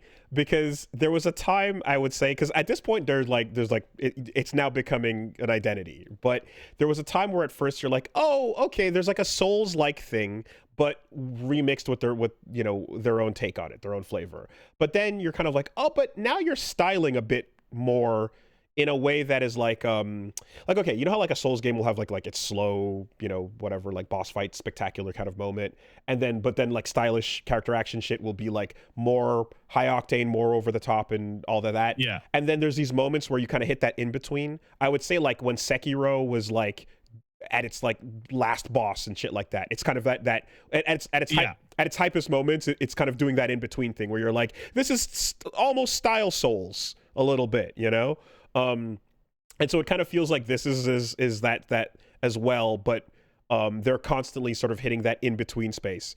I was kind of thinking, I'm like, I don't know what criteria you're going with here, but do you have more moves than the boss? Do you have stamina, or do you just go do kind of whatever? but like they all are landing exactly in that space. And so this one's there, and then Neo lives in this space. Neo, absolutely. Neo for sure. But Neo, moment to moment, outside of like one of those boss fights, you still are running around an environment and kind of soulsing, as opposed to hitting a verse, or a style room. And I guess that, we'll have to see from one to the other. But yeah, I guess wuxia action is kind of the way to go with it. It's gonna take a sec, but there are some 4 or so, I think, that are also supposed to, like, I feel like there's about 5 of these things or so that are kind of on the way. Shit looks cool. It looks cool. I kind of just I'm trying to remember, because I think we saw Phantom Blade 0, right? Or it was like the PlayStation it was like a state of play trailer. Is that the one made by one guy? No, that is Lost Soul Aside. Oh my god. Right? And China's coming at us with these action games, man. And then there's Where Winds Meet, which is the other crazy traditional stylish one. And then there's the one with the kid on your back. I don't know that one. There's one where you have a kid on your back, and like you're doing the wuxia. I don't even know. Hold on.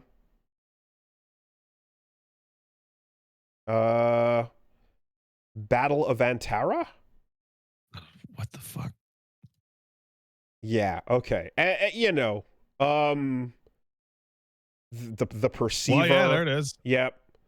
There's a bunch. There's a bunch. And they're upcoming or about to drop or so. But this is fascinating that China has decided that wuxia action game is the fucking way to go. They've locked into it. And it does make sense when you consider the movies and like the spectacle of like high octane fights. Where's like Confucius's Gate 3? Or here's the question: where's modern day? Oh yeah. Where's modern day walking around town and like getting into where's true crime streets of Shanghai? I don't know. I wonder. Would it be like, hey, we don't want to show off our city having crime and bad things? I don't know. But I kind of wonder. That would be. I'm curious if we get there eventually. At the very least. Well, hey, Sleeping Dogs that's not a Western from China, ass, guy. That's a Western game, y'all. If my name is in the credits, that is not that game takes place in New York City, Hong Kong. Is not from China. But no, the flowing cool swordplay sparks, and make sure that when you do a big energy explosion and you twist, that you create a yin yang.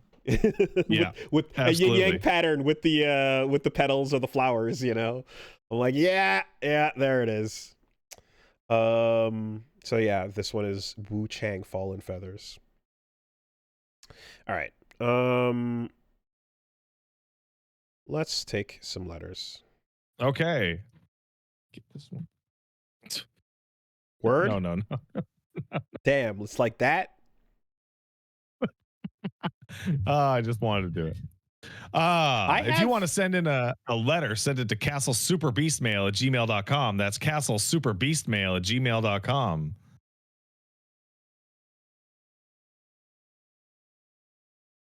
You start fucking talking about FF14 and I'll bust this bad boy out on you. God, you have the same one! Get the fuck out!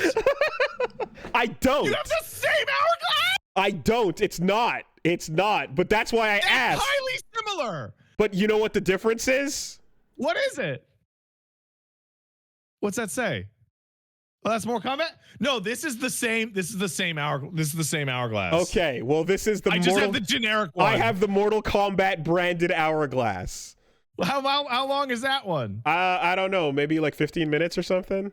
This one's 15, but it fits in my hand. Yours is fitting in your hand. That might be 30. No, this is definitely less than 20. It's definitely less. I remember. Oh, okay, we both have the same fucking. I remember when I got it from back then, 100%. Because this.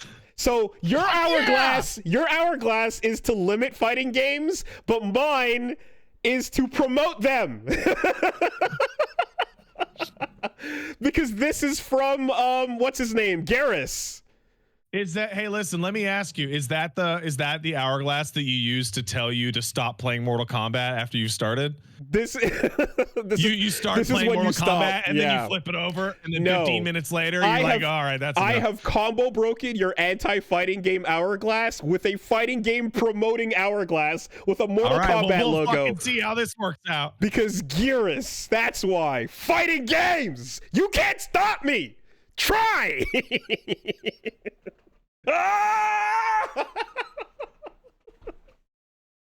That is by far die. the I'll best die before I outcome. stop. Take all of y'all with me. See, you can tell people how to feel. It's so easy. I actually had it right there. So when you're looking at your monitor and you saw me pull this hourglass out, you were looking past your monitor to the same hourglass? Yes.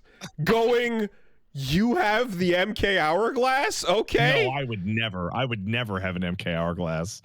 Damn.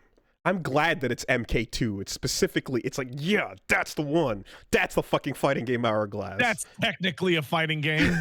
Make it hurt. We got one coming in. Let's see. Dear Red Grave Wooly and Seed of Sparta Pat.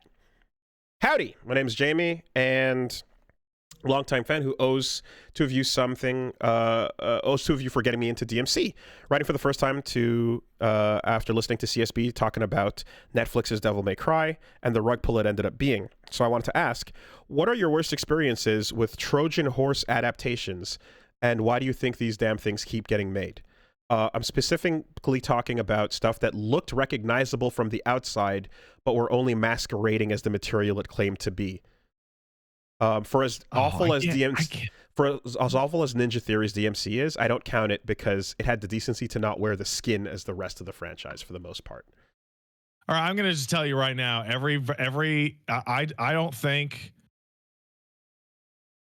think every version of every story that Wishbone told was the best version. Oh my God, let's go. Rip Van Winkle, Wishbone Absolutely. Style? Let's go. Yes. Hell yeah. The Odyssey with Wishbone? The Wishbone where he's Odyssey. got his little puppet hands shooting the arrow? Through all the different fucking arrowheads. Oh, man. Bars. 100. Yes, okay. That's pretty good. That's pretty good. Fucking rip though, because that dog's super dead for sure. What's the story, Wishbone? What's the fucking story? It was a good one. I think Wishbone was like a legitimately fantastic fucking way to get kids to like read about or not read, but hear about the fucking Odyssey. Yeah. And Cyrano de Bergerac and shit. I paid attention. Also, it was on in the morning before the school bus, so it was right on time to eat the cereal and watch, morning stuff before school. So yeah, you caught that 100%. Like what elementary school situation is going to encounter Cyrano de Bergerac? What's a Wishbone? Remember the dog from Frasier? Oh my fucking God, you fucking Gen Z piece of shit. Wishbone was the dog from Frasier going on adventures through history. It was not the dog from Frasier. No, but it was like that kind of dog. And it was a Jack Russell Terrier. And was it not the exact same one? No, man. Okay. Well, it was also going through history and teaching you, and at some point he had to make a really high jump. Yeah. And he could do it every time. And you're like, oh, look at him go. I just thought one of the best things about Wishbone is that whenever they had to have the dog handle like a human object, it would just cut away and you would see like these fucking off-screen dog puppet hands come up. Paws. It's so fucking funny, dude. Triumph the comic dog paws, 1,000,000%. There we go.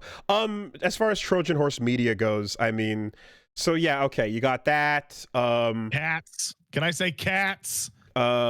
you know, I saw someone say Netflix Cowboy Bebop, but it is like you see live action outside. We and, knew. Yeah. I mean, okay, I will like the Death Note live action movies, not the Netflix one, but the actual the Japanese ones were like doing Death Note until they swerved hard towards the end and just did their own thing. But like I'm trying to think of something where it's like it appeared to be what you thought it was, and then it just turned out to not be that at all. I've seen people in the chat say the Halo TV show. Oh yeah, okay. Where he starts to take his helmet off and have sex with women, and people are like, "What the fuck?" The suit should be doing that. Yeah, man. People, I have not even bothered to watch the Yakuza live action adaptation, which says a lot about it. Mm-hmm. Oh, Scott Pilgrim Takes Off is a Trojan Horse adaptation in a great way, in a good way. So there's that. All right, let's see here. Here's one coming in. Isaac from Texas. Hey, Isaac. Says, dear Mr. DEI and Mr. Also DEI, I'm big. Wait, what? Don't think about it. I'm not that short. There's other stuff in there. Is there? Probably.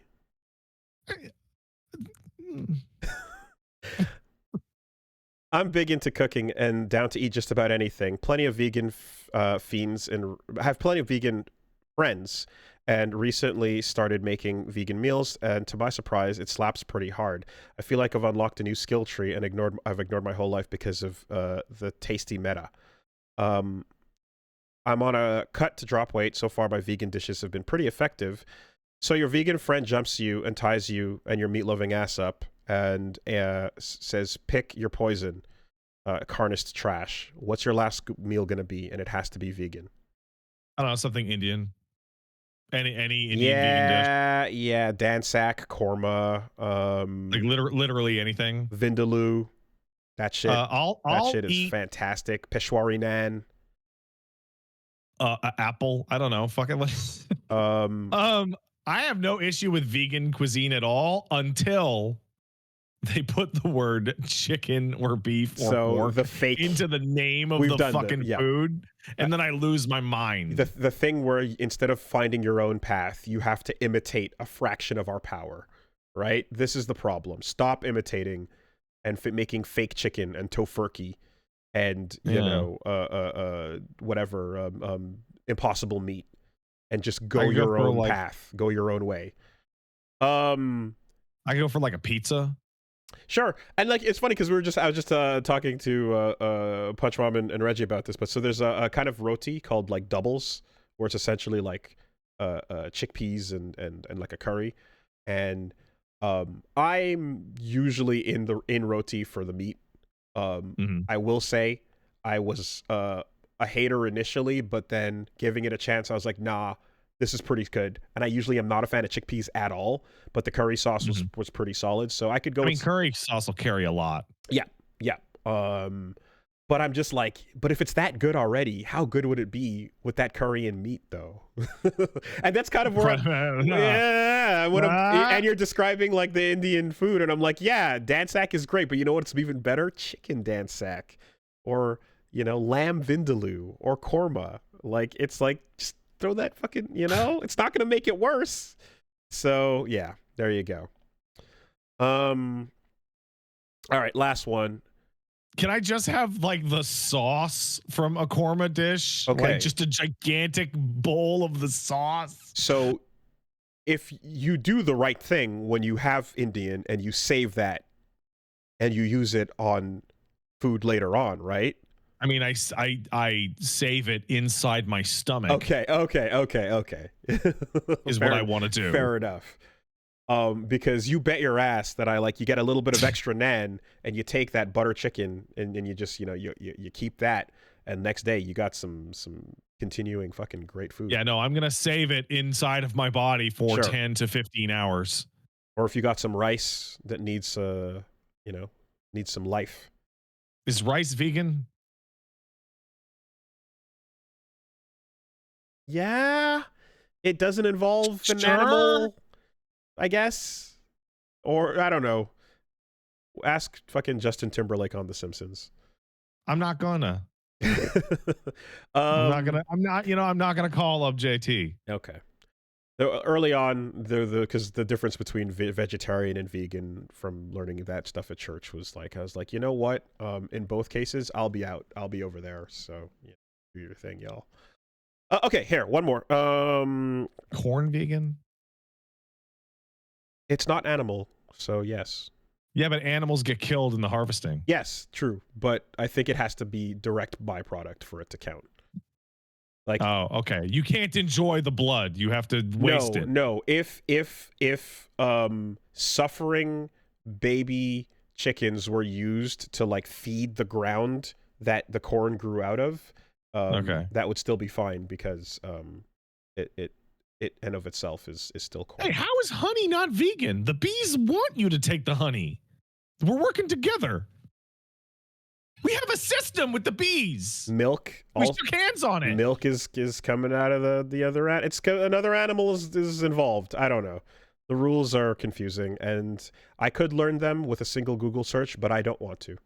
Hey, I have a question for vegans. I have a legit question. This is a real question. I'm not even joking. I want to put this out of the Why ether. do you exist? Okay, no. Okay, you're growing carrots, right? And you're growing all organic, like fucking no pesticide carrots and shit, right? And you're like, it's the most vegan. It's a carrot, like it's not complicated at all, right? But then a groundhog breaks into your field and starts eating your carrot, and then you beat it to death with a hammer. Is the carrot still vegan? I would say no. Yeah, so remember in Metaphor when you're arguing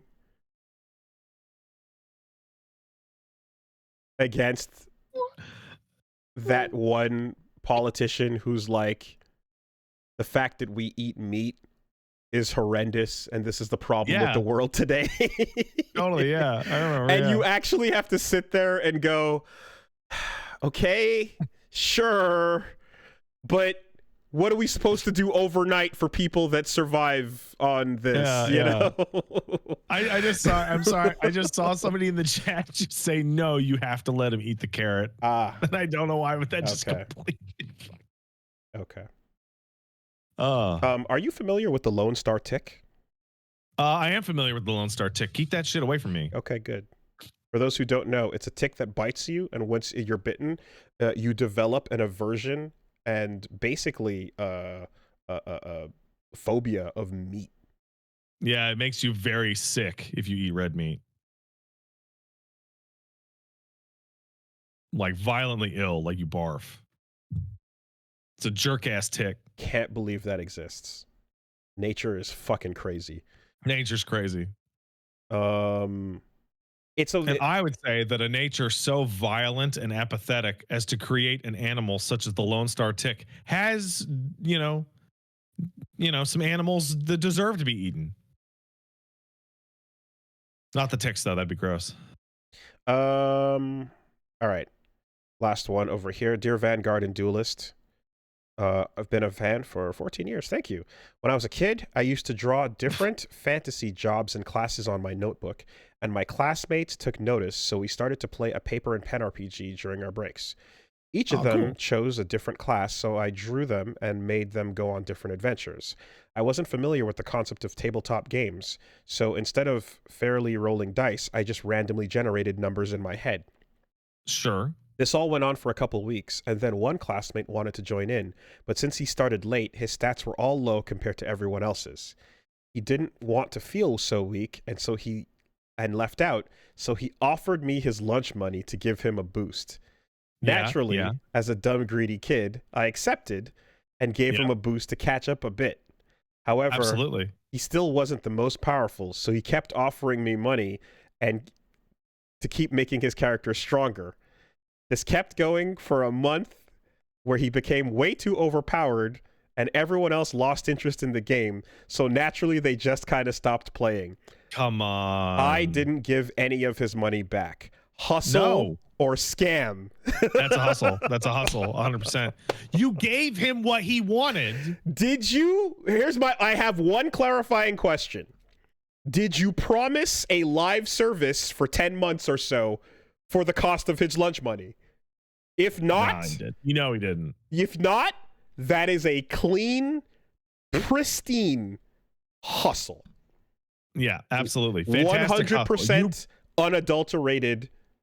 Not an ounce of scam anywhere in that. You provided the goods and services for which you were paid. That is distilled. That is a distilled hustle. That is a genuine transaction. And furthermore, it was not your fault or his when the player base dried up. In fact, I would go further as to say it was the other players' fault for not coming to you and asking for similar deals. That's possible as well, but maybe they couldn't afford them. They could have done that. But if they couldn't afford them, then they just stopped playing. And when you check Steam Spy and the player count goes to 0, well, whose fault is that? Right? You gave the boosts that were paid for. There was nothing about that that was misrepresented whatsoever. Everyone got exactly what they wanted. I think the wildest thing about the story is that it would have been very different if the new player hadn't like offered as like the very first option. Like they probably would have juiced their stats if they just said, "Hey man, I'm really behind. Can you just juice my stats?" Because they went right to I'll give you money to do it. And just again, like not knowing what D&D was, were just all in your head anyways, is kind of incredible. But I'm kind of just imagining them then going up to like the friends that don't want to play the game anymore and being like, "Hey, don't you guys want to play?" And they're just like, "LOL, dead game." Dead game. Dead game. Brilliant. Perfect. Fantastic. You should feel no guilt. Take care, everybody. Have a good week, everybody.